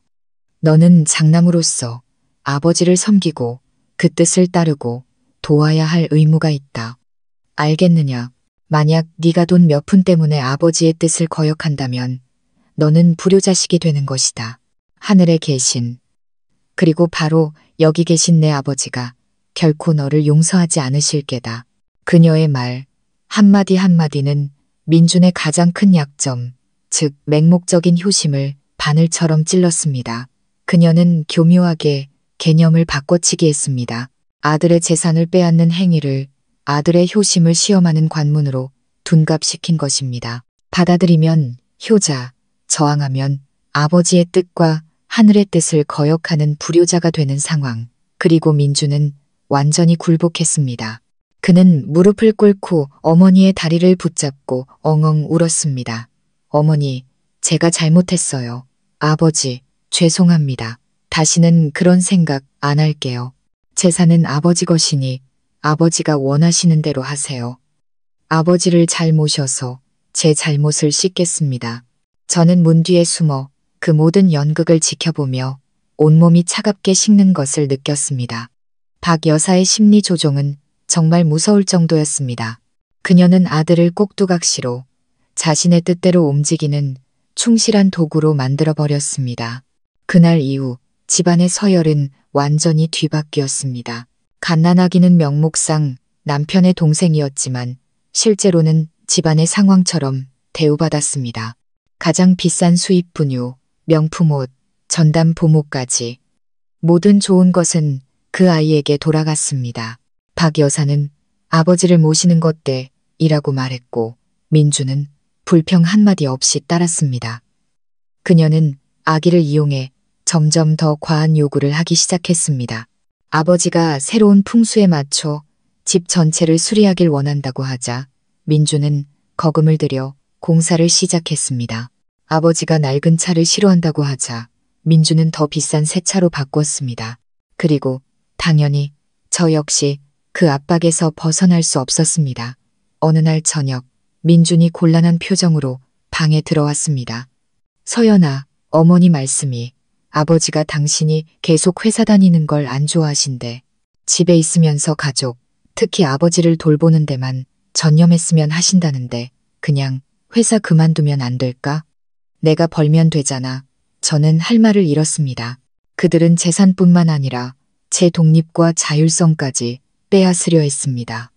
저를 새장 속에 가도 완벽하게 통제하고 싶었던 겁니다. 만약 제가 일을 그만두면 수입과 사회적 관계를 모두 잃고 이미 친 집안에 완전히 고립될 것이었습니다. 그러면 제 목숨은 더욱 위태로워질 수 있었습니다. 저는 또다시 연기해야 했습니다. 저는 눈물을 글썽이며 남편을 바라봤습니다. 여보, 아버지랑 어머님이 저를 위해 그러시는 거 알아요. 하지만 이 일은 제게 정말 중요해요. 어머님께 시간을 좀 더 달라고 말씀해 주시면 안 될까요? 아버지가 좀 더 크시면 그때는 그만둘게요. 제 부드럽고 합리적인 말에 민주는 더 이상 강요하지 못했습니다. 그는 고개를 끄덕였지만 저는 이것이 일시적인 유예일 뿐이라는 것을 알았습니다. 그들의 음모는 여기서 멈추지 않을 겁니다. 그리고 저도 언제까지나 방어만 하고 있을 수는 없었습니다. 저는 결정적인 증거, 그들이 쌓아 올린 거짓의 제국을 무너뜨릴 강력한 증거를 찾아야만 했습니다. 그리고 그 증거는 단 한 곳에만 있을 수 있었습니다. 바로 시아버지의 죽음 뒤에 숨겨진 진실. 시아버지의 죽음에 대한 의심은 제 안에서 점점 커져 강박관념이 되었습니다. 만약 박 여사와 김복수가 재산을 차지하기 위해 그런 치밀한 연극을 꾸몄다면 계획을 완성하기 위해 마지막 걸림돌을 제거하는 것쯤은 불가능한 일이 아니었을 겁니다. 뇌졸중, 평범하게 들리는 두 단어가 이 상황에서는 기묘할 정도로 의심스러웠습니다. 저는 이 의심을 유나에게 털어놓았습니다. 법조인 특유의 날카로움을 지닌 유나는 제 생각에 전적으로 동의했습니다. 분명 뭔가 있어, 서연아. 심장질환 병력도 없는 건강한 사람이 갑자기 뇌졸중으로 사망했다? 문제가 있어. 하지만 어떻게 증명하지? 진료 기록은 이미 다 봉인됐을 텐데.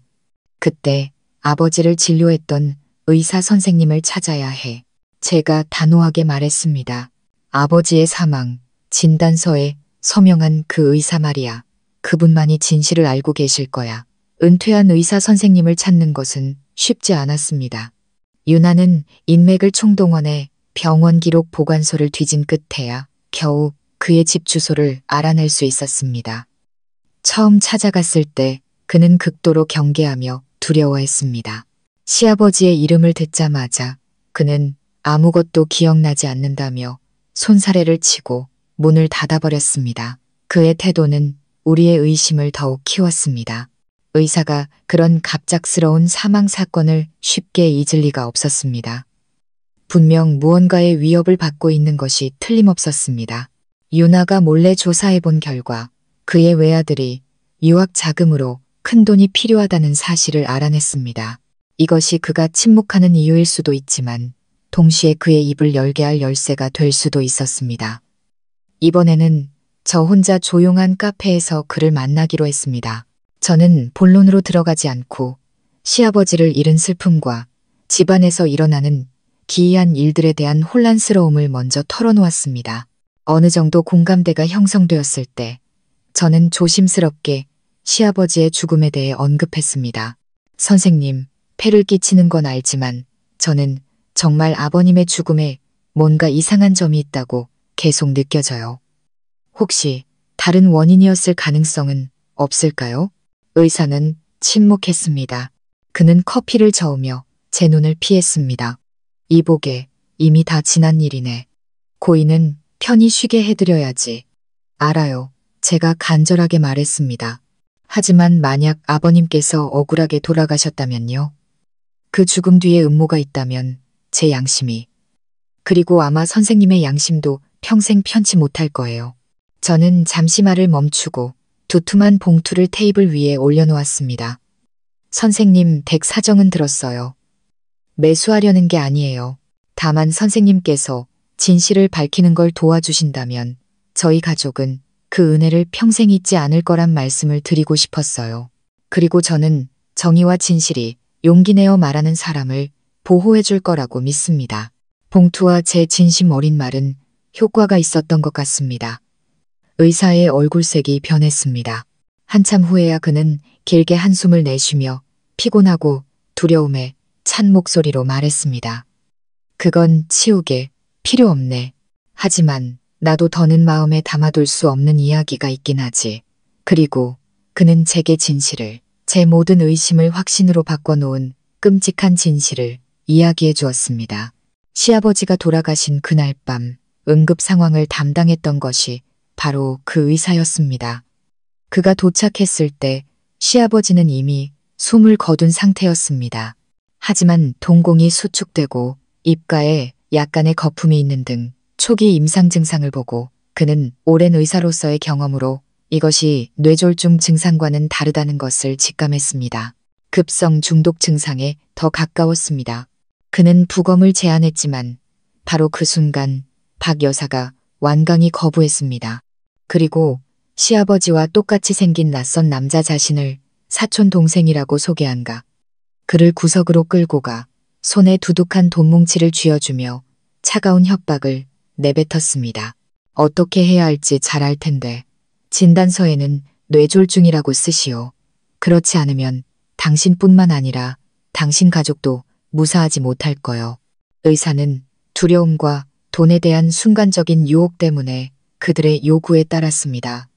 그는 사망 진단서에 사인을 심근경색으로 인한 뇌졸중으로 기재했습니다. 지난 몇 달간 그는 죄책감과 두려움 속에서 살아왔던 것입니다. 저는 그의 이야기를 들으며 온몸이 떨렸습니다. 이제 모든 것이 명확해졌습니다. 시아버지는 살해당했습니다. 그리고 범인은 다름 아닌 박 여사와 그녀 남편의 사악한 쌍둥이 동생이었습니다.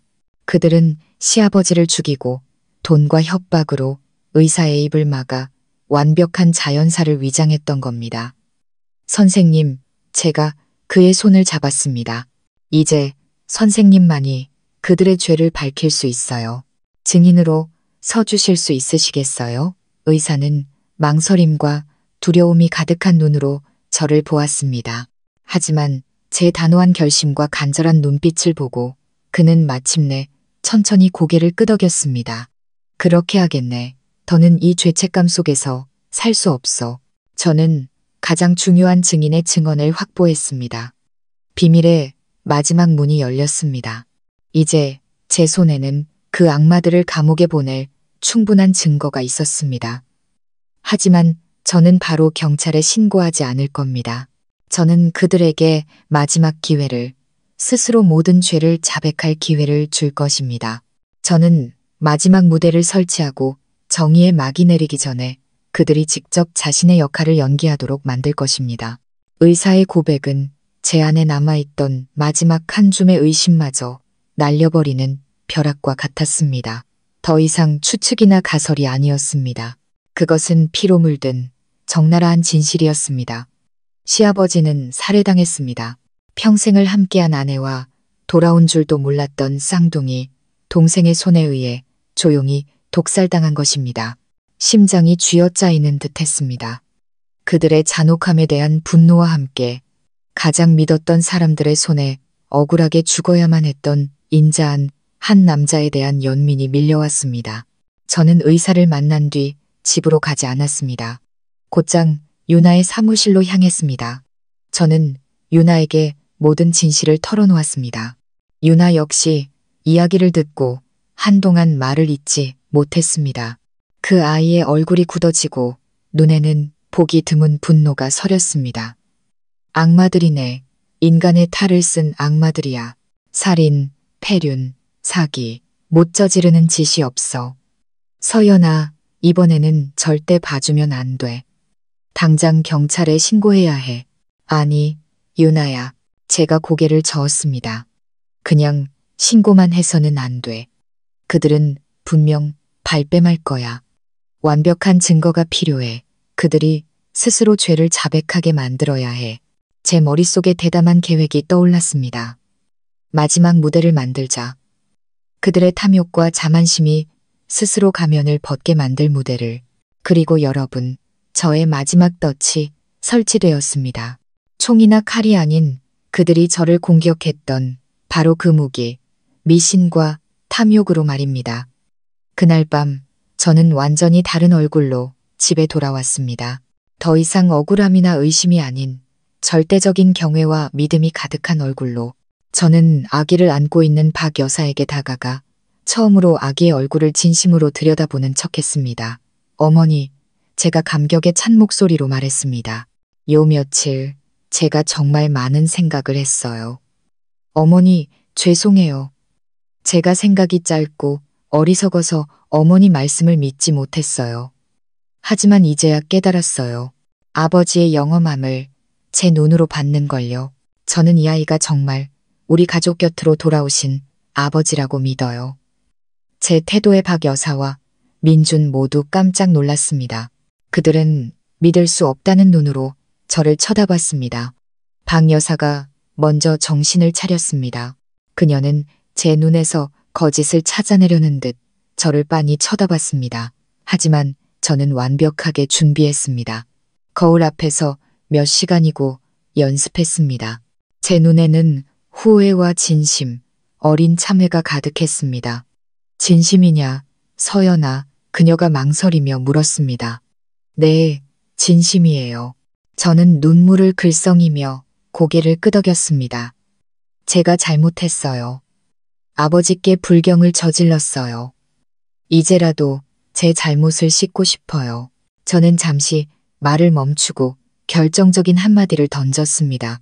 아버님께서 돌아오셔서 이렇게 특별한 유언까지 남기셨는데 재산 분배를 그냥 대충 할 수는 없다고 생각해요. 그래서 집에서 아주 큰 굿을 한번 열었으면 해요. 하늘에 감사도 드리고 이 문제에 대해 아버님의 뜻을 가장 정중하게 여쭙는 거죠. 모든 것을 아버님의 뜻대로 처리해서 아버님 마음도 편하게 해드리고 우리 가족도 복을 받았으면 좋겠어요. 아버님의 뜻을 여쭙는다. 이 네 글자가 바로 덫의 핵심이었습니다.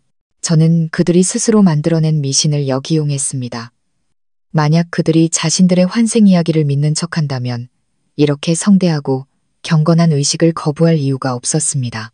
그리고 제 예상대로 민준이 가장 먼저 찬성했습니다. 그는 얼굴의 기쁨을 감추지 못했습니다. 서연아, 당신이 그렇게 생각해주니 정말 좋다. 그래, 아주 크게 굿을 해야 해. 온 동네 사람들이 아버지의 영험함을 보게 해야지. 박 여사는 마음속으로 약간의 의심을 품었지만 아들의 열정과 제 진심 어린 태도 앞에서 거절할 수 없었습니다. 게다가 이것은 그녀의 영적인 권력을 다시 한번 공고히 할 절호의 기회이기도 했습니다. 그래, 네가 그런 정성을 보이니 나도 찬성이다. 내 뜻대로 하거라. 하지만 이렇게 큰 곳은 저 혼자 준비하기 벅찰 것 같아요. 제가 걱정스러운 척 말했습니다. 아주 용한 분을 모셔야 할 텐데. 어머니, 혹시 아시는 분 계세요? 바로 이때 저는 두 번째 미끼를 던졌습니다. 저는 그들이 자신들의 사기극을 간파할지도 모를 낯선 무당을 감히 부르지 못할 것이라고 확신했습니다. 그들은 분명 단 한 사람, 그들이 믿을 수 있는 유일한 사람을 떠올릴 것이었습니다. 박 여사와 민주는 서로를 쳐다보더니 박 여사가 말했습니다. 그건 내가 알아서 하마. 내가 아는 분이 계시다. 보통 무당이 아니야. 신기가 있는 분이라 죽은 사람과 직접 대화도 하실 수 있는 아주 영험한 분이지. 내가 그분을 모셔서 굿을 주관하게 하마. 그 영험한 분은 저는 다른 누구도 아닌 김복수일 거라고 확신했습니다. 그들은 제가 마련한 굿판을 김복수가 무당으로 위장해 자신들에게 유리한 신의 계시를 내리는 새로운 연극 무대로 만들 셈이었습니다. 그리고 그것이 바로 제가 원하던 것이었습니다. 저는 두 악마가 함께 나타나 제가 설치한 덫에 함께 빠지기를 바랐습니다. 네, 그럼 정말 좋겠네요. 모든 건 어머니께 맡기겠습니다. 저는 고개를 숙이며 절대적인 신뢰를 보냈습니다. 연극은 계획되었고 무대는 설치되었습니다. 자이든 타이든 주연 배우들은 모두 자신의 역할을 할 준비를 마쳤습니다. 이제 막이 오르기만 기다리면 되었습니다. 굿판, 즉 죽은 자와의 대화는 심령의식이 아니었습니다. 그것은 재판이 될 것이었습니다. 죽은 자의 제단 앞에서 살아있는 자들의 죄를 심판하는 재판. 마침내 구슬하는 날이 밝았습니다. 저희 집은 장엄하면서도 어딘가 으스스한 분위기로 꾸며졌습니다. 시아버지의 제단은 집 중앙에 놓였고 향연기가 자욱했습니다. 박 여사는 친척들뿐만 아니라 그녀의 환생 이야기를 철석같이 믿는 동네 유력 인사들까지 초대했습니다. 그녀는 이 굿판을 공개적인 행사로 만들어 자신의 가족이 받은 기적을 다시 한번 공인받고 모든 사람이 보는 앞에서 재산 상속을 합법화하려 했습니다. 오전 9시쯤 박 여사가 말한 영험한 분이 마침내 나타났습니다. 그리고 여러분, 그는 바로 김복수였습니다. 하지만 그는 철저히 준비한 모습이었습니다. 더 이상 제가 묘지에서 봤던 시아버지와 똑같은 얼굴의 남자가 아니었습니다. 그는 갈색 도포를 입고 손에는 부채를 들었지만 얼굴에는 기이한 문양이 그려진 나무탈을 쓰고 있었습니다. 얼굴 상반부가 거의 가려졌죠. 드러난 턱과 입 주변은 나이가 들어 보였지만 그것만으로는 사람들이 바로 시아버지를 떠올리기는 어려웠습니다. 순박한 시골 사람들의 눈을 속이기엔 충분히 교활한 변장이었지만 제 눈을 속일 수는 없었습니다. 박 여사가 그를 소개했습니다. 이분은 복수 선생님이시다. 속세를 떠나 수행하시는 분이라 범인들 앞에서는 본 모습을 드러내지 않으시지. 저승과 소통하는 능력이 있으신 분이다. 저는 친구 자격으로 돕기 위해 와 있던 유나와 눈빛을 교환했습니다. 연극은 시작되었습니다. 굿이 시작되기 전 저희는 이미 집안 곳곳에 초소형 녹음기를 몰래 설치해 두었습니다. 재단 위 꽃병, 테이블 밑, 그리고 제 몸에도 하나를 숨겼습니다. 저희의 계획은 이미 경찰에도 알려진 상태였습니다. 경찰은 평상복 차림으로 하객들 사이에 섞여 신호가 떨어지기만을 기다리고 있었습니다. 굿이 시작되었습니다. 무당 역할을 맡은 김복수는 알아들을 수 없는 주문을 외우며 의식을 시작했습니다. 방 안의 공기는 숨 막힐 정도로 장엄해졌습니다. 길고 지루한 의식이 끝난 뒤 그는 마침내 시아버지의 영혼을 불러왔다고 선언했습니다. 이제 그가 탁한 목소리로 말했습니다. 가족 중 묻고 싶은 것이 있는 자는 진심을 다해 물어보라. 고인께서 나를 통해 답을 주실 것이다. 민준이 가장 먼저 무릎을 꿇었습니다. 두 손을 모은 그의 눈에는 눈물이 그렁그렁했습니다.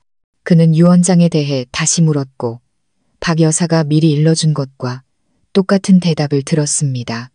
그는 완전히 믿으며 연신 고개를 끄덕였습니다. 그리고 마침내 제 차례가 왔습니다. 결정적인 순간이었습니다. 저는 남편 옆에 천천히 무릎을 꿇었습니다. 저 역시 두 손을 모았지만 경건함 대신 제 눈에는 김복수의 탈을 꿰뚫을 듯한 날카로운 빛이 서려 있었습니다. 저는 떨리는 목소리로, 하지만 두려움이 아닌 분노가 담긴 목소리로 말문을 열었습니다. 아버님, 저 서연입니다. 아버님의 유언에 전적으로 동의합니다. 하지만 모든 것이 결정되기 전에 마음에 걸리는 몇 가지를 여쭤보고 싶습니다. 저는 아버님이라는 단어를 비꼬는 투로 강조했습니다. 여쭤보고 싶은 것은 왜 이 낡은 사진 속에 저는 쌍둥이 형제가 찍힌 사진을 높이 들어 보였습니다. 아버님과 똑같이 생긴 분이 계신지요? 이분 성함이 복수라던데 그분이 누구신지 지금 어디에 계신지 알려주실 수 있겠습니까? 제 질문은 침묵 속에 터진 폭탄과도 같았습니다. 방 안은 쥐 죽은 듯 조용해졌습니다. 모든 시선이 제게 쏠렸다가 탈을 쓴 무당에게로 향했습니다. 박 여사의 얼굴에 당황한 기색이 스쳐 지나갔습니다. 그녀는 제가 김복수의 존재를 알고 또 이런 공개적인 자리에서 그런 질문을 던질 줄은 상상도 못했을 겁니다.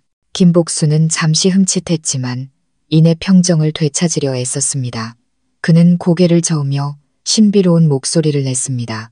과거의 일은 속세의 먼지에 덮였으니 다시 들추지 않는 것이 좋네. 그자는 이승과의 인연이 이미 다하였느니라. 그는 애써 화제를 돌리려 했지만 저는 그럴 기회를 주지 않았습니다. 저는 심리적 압박을 계속했습니다. 이승과의 인연이 다했다고요. 하지만 아버님, 제가 듣기로는 그분이 아직 돌아가시지 않았다고 합니다. 어떤 사람이 한밤중에 우리 마을 공동묘지에서 그분을 봤다고 하더군요. 심지어 어떤 부인과 대화하는 것까지 봤다고 합니다. 아버님은 영험하시니 그 부인이 누구인지도 아시겠지요. 제 질문 하나하나가 칼날이 되어 그들의 비밀을 더욱 깊이 파고들었습니다. 박 여사는 더 이상 가만히 앉아있지 못했습니다. 그녀는 얼굴이 붉어진 채 자리에서 일어났습니다. 그녀가 동요하고 두려워하고 있다는 것을 알 수 있었습니다. 그리고 마지막으로 여쭙고 싶은 것이 있습니다. 아버님, 제 목소리는 강철처럼 차갑고 단호해졌습니다. 아버님의 죽음에 대해서입니다. 의사 선생님 말씀이 협박을 받아 사망 진단서에 뇌졸중이라고 거짓으로 기재하셨다고 합니다. 하지만 진실은 독살이라고요. 아버님, 부디 알려주십시오. 어떤 자가 감히 아버님을 해쳤는지요.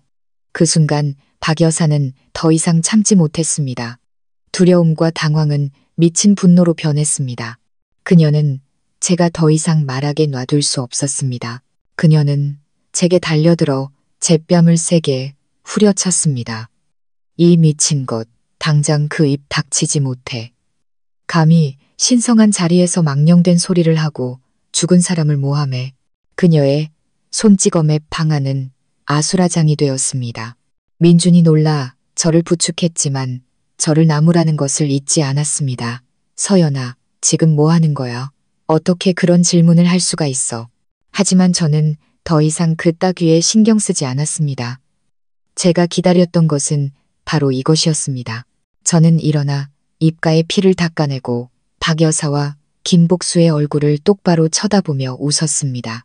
승자의 미소였습니다. 신성한 자리에서 망령된 소리요? 아니면 자신의 죄악이 드러날까봐 두려우신 건가요? 그리고 저는 주머니에서 휴대폰을 꺼내 유나가 미리 준비해둔 작은 블루투스 스피커에 연결했습니다. 당신들의 연극은 여기까지입니다. 자, 이제 다 함께 이 녹음을 들어보시죠. 누가 망령된 소리를 하는지, 누가 살인자인지. 저는 재생 버튼을 눌렀습니다. 공동묘지의 어둠 속에서 나누던 박 여사와 김복수의 의기양양한 목소리가 방 안에 울려 퍼졌습니다. 봤지? 우리 계획이 완벽하게 성공했어. 그 애가 당신이랑 똑같이 생겼는데 동네 사람들은 전부 자기네 형님이 환생한 줄 알잖아. 내가 형님 숨 넘어가기 직전에 받아둔 유언장 덕분이지. 이제 재산의 80%는 우리 아들 손에 들어온 거나 마찬가지야. 박 여사와 김복수는 핏기 하나 없는 얼굴로 서로를 쳐다보다 출구를 찾으려는 듯 주위를 두리번거렸습니다. 하지만 이미 너무 늦었습니다. 모든 길은 막혀 있었습니다. 기괴한 연극은 마침내 막을 내렸습니다. 녹음이 끝나고 의사의 단호한 증언이 이어지는 순간 방 안은 죽음과 같은 침묵에 잠겼습니다. 시간이 멈춘 듯 했습니다. 몇 분 전까지만 해도 경건하게 손을 모으고 환생 이야기를 믿었던 100여 명의 사람들은 이제 모두 입을 떡 벌린 채 집 중앙에 못 박힌 듯 서 있는 두 주모자를 쳐다보고 있었습니다. 진실은 너무나 충격적이고 끔찍해서 그들의 상상을 초월했습니다. 그들이 믿었던 영적인 연극은 알고 보니 역겨운 살인과 폐륜 그리고 재산 탈취 음모였던 것입니다. 그때 박 여사의 얼굴은 아마 제가 평생 잊지 못할 겁니다. 경악과 공포 그리고 자신이 덫에 빠졌다는 것을 깨달았을 때의 극도의 증오가 뒤섞인 표정. 그녀는 저를 쳐다봤습니다. 막다른 길에 몰린 맹수처럼 눈이 시뻘겋게 충혈되어 있었습니다. 네, 인연, 네가 날 함정에 빠뜨렸어. 그녀가 소리쳤습니다. 더 이상 신비롭거나 의기양양한 목소리가 아니었습니다. 패배자의 광기, 어린 절규일 뿐이었습니다. 김복수는 반응이 더 빨랐습니다. 상황이 완전히 드러났음을 깨닫자 그의 본능이 되살아났습니다. 그는 쓰고 있던 탈을 벗어 던져 시아버지와 똑같은 얼굴을 드러내고는 출구를 향해 돌진했습니다. 하지만 이미 너무 늦었습니다.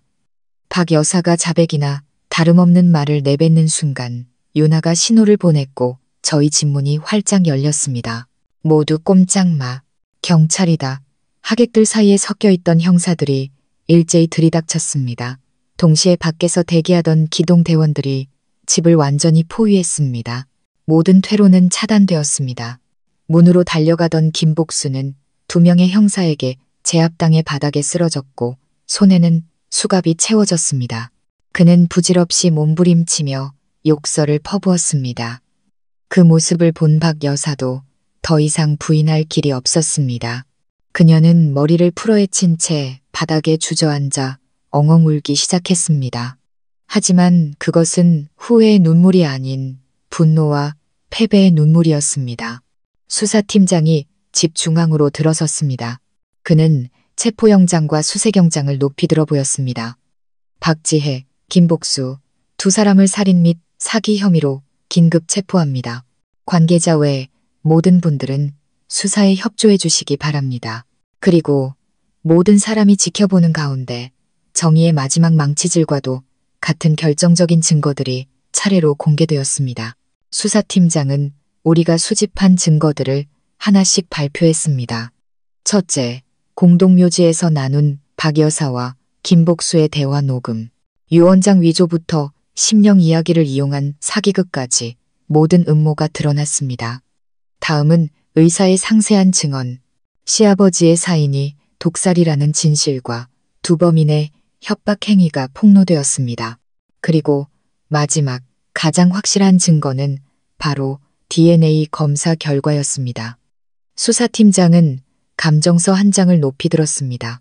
수사기관의 요청에 따라 갓난아기와 김복수 씨의 DNA를 비밀리에 감정한 결과 김복수 씨가 99.99%의 확률로 아이의 친부임이 확인되었습니다. 이전의 증거들이 사람들을 경악하게 했다면 이 DNA 검사 결과는 마지막 남은 한 줌의 의심마저 완전히 날려버렸습니다. 그것은 부인할 수 없는 과학적 진실이었고 박 여사와 김복수 사이에 역겹고 폐륜적인 관계를 만천하에 드러냈습니다. 집안은 다시 한번 침묵에 잠겼습니다. 하지만 이번에는 혐오와 경멸의 침묵이었습니다. 사람들은 바닥에 주저앉아 우는 박 여사를 일말의 동정심도 없는 눈으로 쳐다봤습니다. 수갑을 찬 김복수를 분노의 눈으로, 그리고 친척의 품에 안겨오는 갓난아기를 복잡한 눈으로 바라봤습니다. 아이는 죄가 없었지만 너무나 잔인하고 추악한 음모 속에서 태어났습니다. 하지만 가장 크게 무너진 사람은 두 범인이 아닌 바로 제 남편 민준이었습니다. 그는 녹음이 재생된 순간부터 돌처럼 굳어 있었습니다. 그는 듣고 보았지만 그의 정신은 이 끔찍한 진실을 받아들이지 못하는 듯 했습니다. 그가 그토록 존경했던 어머니는 아버지를 죽이고 자신의 친삼촌과 놀아났습니다. 그가 환생했다고 믿고 숭배했던 아버지는 알고 보니 파렴치한 사기꾼이었습니다. 그리고 그가 정성껏 모셨던 동생, 아니 환생한 아버지는 배신과 죄악의 산물이었습니다. 그가 믿었던 모든 것, 그가 배워온 모든 도덕적 기반이 단 하루아침에 산산조각 난 것입니다. 그는 어머니를, 그리고 김복수를, 그리고 아기를 차례로 쳐다봤습니다. 그의 눈은 텅 비어 있었습니다. 그리고 그는 웃기 시작했습니다. 미친 듯한 웃음, 오는 것보다 더 비참하게 들리는 웃음이었습니다. 거짓말. 전부 다 거짓말이었어.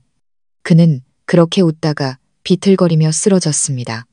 너무나 큰 충격에 그는 완전히 무너져 내렸습니다. 하늘의 그물은 펼쳐졌고 죄를 지은 자는 누구도 빠져나갈 수 없었습니다.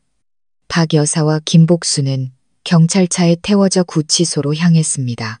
그들의 얼굴에는 더 이상 생기라고는 없었고 오직 절망과 패배감만이 남아 있었습니다. 민준 역시 정신적 충격으로 병원으로 실려갔습니다. 굿은 끝났지만 어떤 영혼도 구원하지 못했습니다. 단지 살아있는 악마들을 빛으로 끌어내어 그들의 죄값을 치르게 했을 뿐입니다. 신성한 공간으로 위장했던 저희 집은 이제 차가운 범죄 현장이 되었습니다. 저희 집에서 일어난 이 경천동지알 사건은 마을뿐만 아니라 지역 사회 전체에 큰 충격을 주었습니다. 언론은 시어머니, 남편 살해 후 시동생과 폐륜, 재산 노린 환생 사기극, 충격, 환생 신화의 진실은 탐욕과 살인 같은 자극적인 제목으로 사건을 대서특필했습니다. 성모의 가면은 벗겨지고 탐욕과 잔인함으로 가득 찬 추악한 음모만이 남았습니다. 몇 달 후 열린 재판에서 녹음 파일, 의사의 증언, DNA 검사 결과 등 부인할 수 없는 증거들 앞에 박 여사와 김복수는 더 이상 죄를 부인하지 못했습니다. 그들은 모든 범행을 자백했습니다. 김복수가 돌아와 박 여사와 부정한 관계를 다시 맺은 것부터 발견하기 어려운 약초독을 이용해 시아버지를 서서히 독살한 계획, 그리고 시아버지가 위독할 때 정신이 혼미한 틈을 타 미리 작성해둔 추가 유언장의 서명을 강요한 사실까지 환생 연극 전체도 그들이 함께 연출한 것이었습니다. 마침내 법원은 그들에게 합당한 판결을 내렸습니다. 살인과 사기의 주범인 김복수는 최고형인 사형을, 적극적인 공범이었던 박 여사는 무기징역을 선고받았습니다. 그들이 저지른 용서받을 수 없는 죄악에 대한 당연한 결과였습니다. 제 남편 민주는 한동안 정신과 치료를 받은 후 점차 안정을 되찾았습니다. 하지만 그 충격은 그의 인생을 영원히 바꿔놓았습니다. 그는 말이 없고 침울해졌으며 눈에는 늘 슬픔과 죄책감이 가득했습니다. 그는 저를 찾아와 무릎을 꿇고 용서를 빌었습니다. 자신이 어리석었고 저를 믿지 않았으며 결과적으로 어머니의 죄악에 동조한 셈이라고 사과했습니다. 저는 제 앞에 있는 제가 한때 그토록 사랑했던 남자를 보았습니다. 더 이상 증오는 없었고 연민만이 남았습니다. 결국 그 역시 맹목적인 효심과 너무나 정교한 사기극의 희생자였으니까요. 하지만 연민이 관계를 지속시킬 수는 없었습니다. 당신은 나한테 잘못한 게 없어요. 민준 씨, 제가 담담하게 말했습니다. 당신은 당신 자신과 돌아가신 아버지께 죄를 지은 거예요. 당신을 용서하지만 우리는 다시 예전으로 돌아갈 수 없어요. 저는 이혼을 결심했습니다. 한때 행복했던 우리의 결혼 생활은 너무나 많은 거짓과 범죄, 그리고 피로 더럽혀졌습니다. 저는 그를 볼 때마다 끔찍했던 과거가 떠오르는 사람과 평생을 함께할 수 없었습니다. 그도 그것을 이해했습니다. 우리는 조용히 헤어졌습니다. 이혼 후 민주는 아버지가 남긴 가구 공장을 포함한 모든 재산을 처분했습니다. 그 돈의 일부는 저희 가족에게 보상금으로, 일부는 그 죄 없는 아이가 더 나은 미래를 가질 수 있도록 복지재단에 기부했습니다. 아이는 결국 부모 없이 자라게 될 테니까요. 남은 돈 중 일부만 챙긴 그는 조용히 마을을 떠나 낯선 곳에서 새로운 삶을 시작했습니다. 그가 어디로 갔는지 저는 알지 못하고 알고 싶지도 않습니다. 저에게 우리의 이야기는 완전히 끝났습니다. 저 역시 그 끔찍한 기억이 가득한 집을 떠났습니다. 서울로 돌아와 새로운 삶을 시작했습니다. 재혼은 하지 않았습니다. 그 충격은 제게 너무나 큰 상처를 남겼습니다. 하지만 저는 외롭지 않았습니다. 가장 힘들 때 곁을 지켜준 친구 유나가 있었으니까요. 그리고 몇 년 후 저는 예쁘고 사랑스러운 여자아이를 입양했습니다. 그 아이는 제 삶의 빛과 웃음을 가져다 주었습니다. 가끔 비 오는 밤이면 저는 지난날의 이야기를 곱씹어 보곤 합니다. 모든 귀신 이야기, 심령 현상 뒤에는 결국 인간의 이야기가 있다는 것을 깨닫습니다. 끝없는 탐욕과 이기심, 잔인함을 가진 인간이 때로는 귀신보다 더 무섭다는 것을. 하지만 저는 또한 깨닫습니다. 어둠이 아무리 짙어도 진실과 정의는 결국 빛을 발한다는 것을. 제 인생의 악몽은 지나갔습니다. 이제 매일 아침 딸아이의 웃는 얼굴을 보며 저의 새로운 아침이 진정으로 시작되었음을 느낍니다. 과거에 유령이 없는 오직 평화와 사랑, 그리고 희망만이 가득한 아침이 여러분, 저의 길고 고통스러웠던 이야기는 이렇게 막을 내렸습니다. 돌이켜보면 인간의 탐욕이야말로 세상에서 가장 무서운 악마라는 것을 다시 한번 깨닫게 됩니다. 박 여사와 김복수는 막대한 재산을 줬다가 결국 그 재산이 파놓은 무덤에 스스로 갇히고 말았습니다. 인과응보, 뿌린 대로 거둔다는 말은 틀리지 않았습니다. 또한 제 이야기는 가장 기이하고 신비로운 이야기 뒤에는 종종 가장 세속적인 인간의 욕망이 숨어 있다는 것을 보여줍니다. 가장 무서운 귀신은 바로 사람의 마음속에 있는 신마, 신모입니다. 사람들은 기적을 쉽게 믿고 싶어 합니다. 고통을 덜어주고 헛된 희망을 주기 때문입니다. 하지만 여러분, 항상 냉철한 이성을 유지하십시오. 너무나 황당하고 비상식적인 일 앞에서는 이 이야기로 가장 큰 이득을 보는 사람이 누구인가를 자문해 보십시오. 탐욕이 말을 하기 시작하면 인간은 귀신보다 더 무서운 연극을 꾸며낼 수 있으니까요. 마지막으로 제 이야기를 통해 모든 분들, 특히 여성분들께 한 가지 믿음을 전하고 싶습니다. 절대 자신의 직감을 무시하지 마시고 여러분 내면의 힘을 과소평가하지 마십시오. 온 세상이 광기에 휩싸였을 때 저를 진실로 이끈 것은 오직 저의 직감과 의심이었습니다. 다수에 맞서 홀로 서는 것을 두려워하지 마십시오. 진실은 잠시 가려질 수는 있어도 영원히 묻힐 수는 없습니다. 제 이야기는 여기까지입니다. 지금까지 귀 기울여 주시고 함께 공감해 주셔서 진심으로 감사합니다. 오늘 이야기가 여러분의 마음에 작은 울림이라도 주었다면 좋아요와 공유를 부탁드립니다. 그리고 저희 여유로운 노후 채널 구독도 잊지 말아 주십시오. 여러분의 응원 하나하나가 저희에게는 더 좋은 이야기를 만들 수 있는 큰 힘이 됩니다. 그럼 다음 이야기에서 다시 뵙겠습니다. 감사합니다.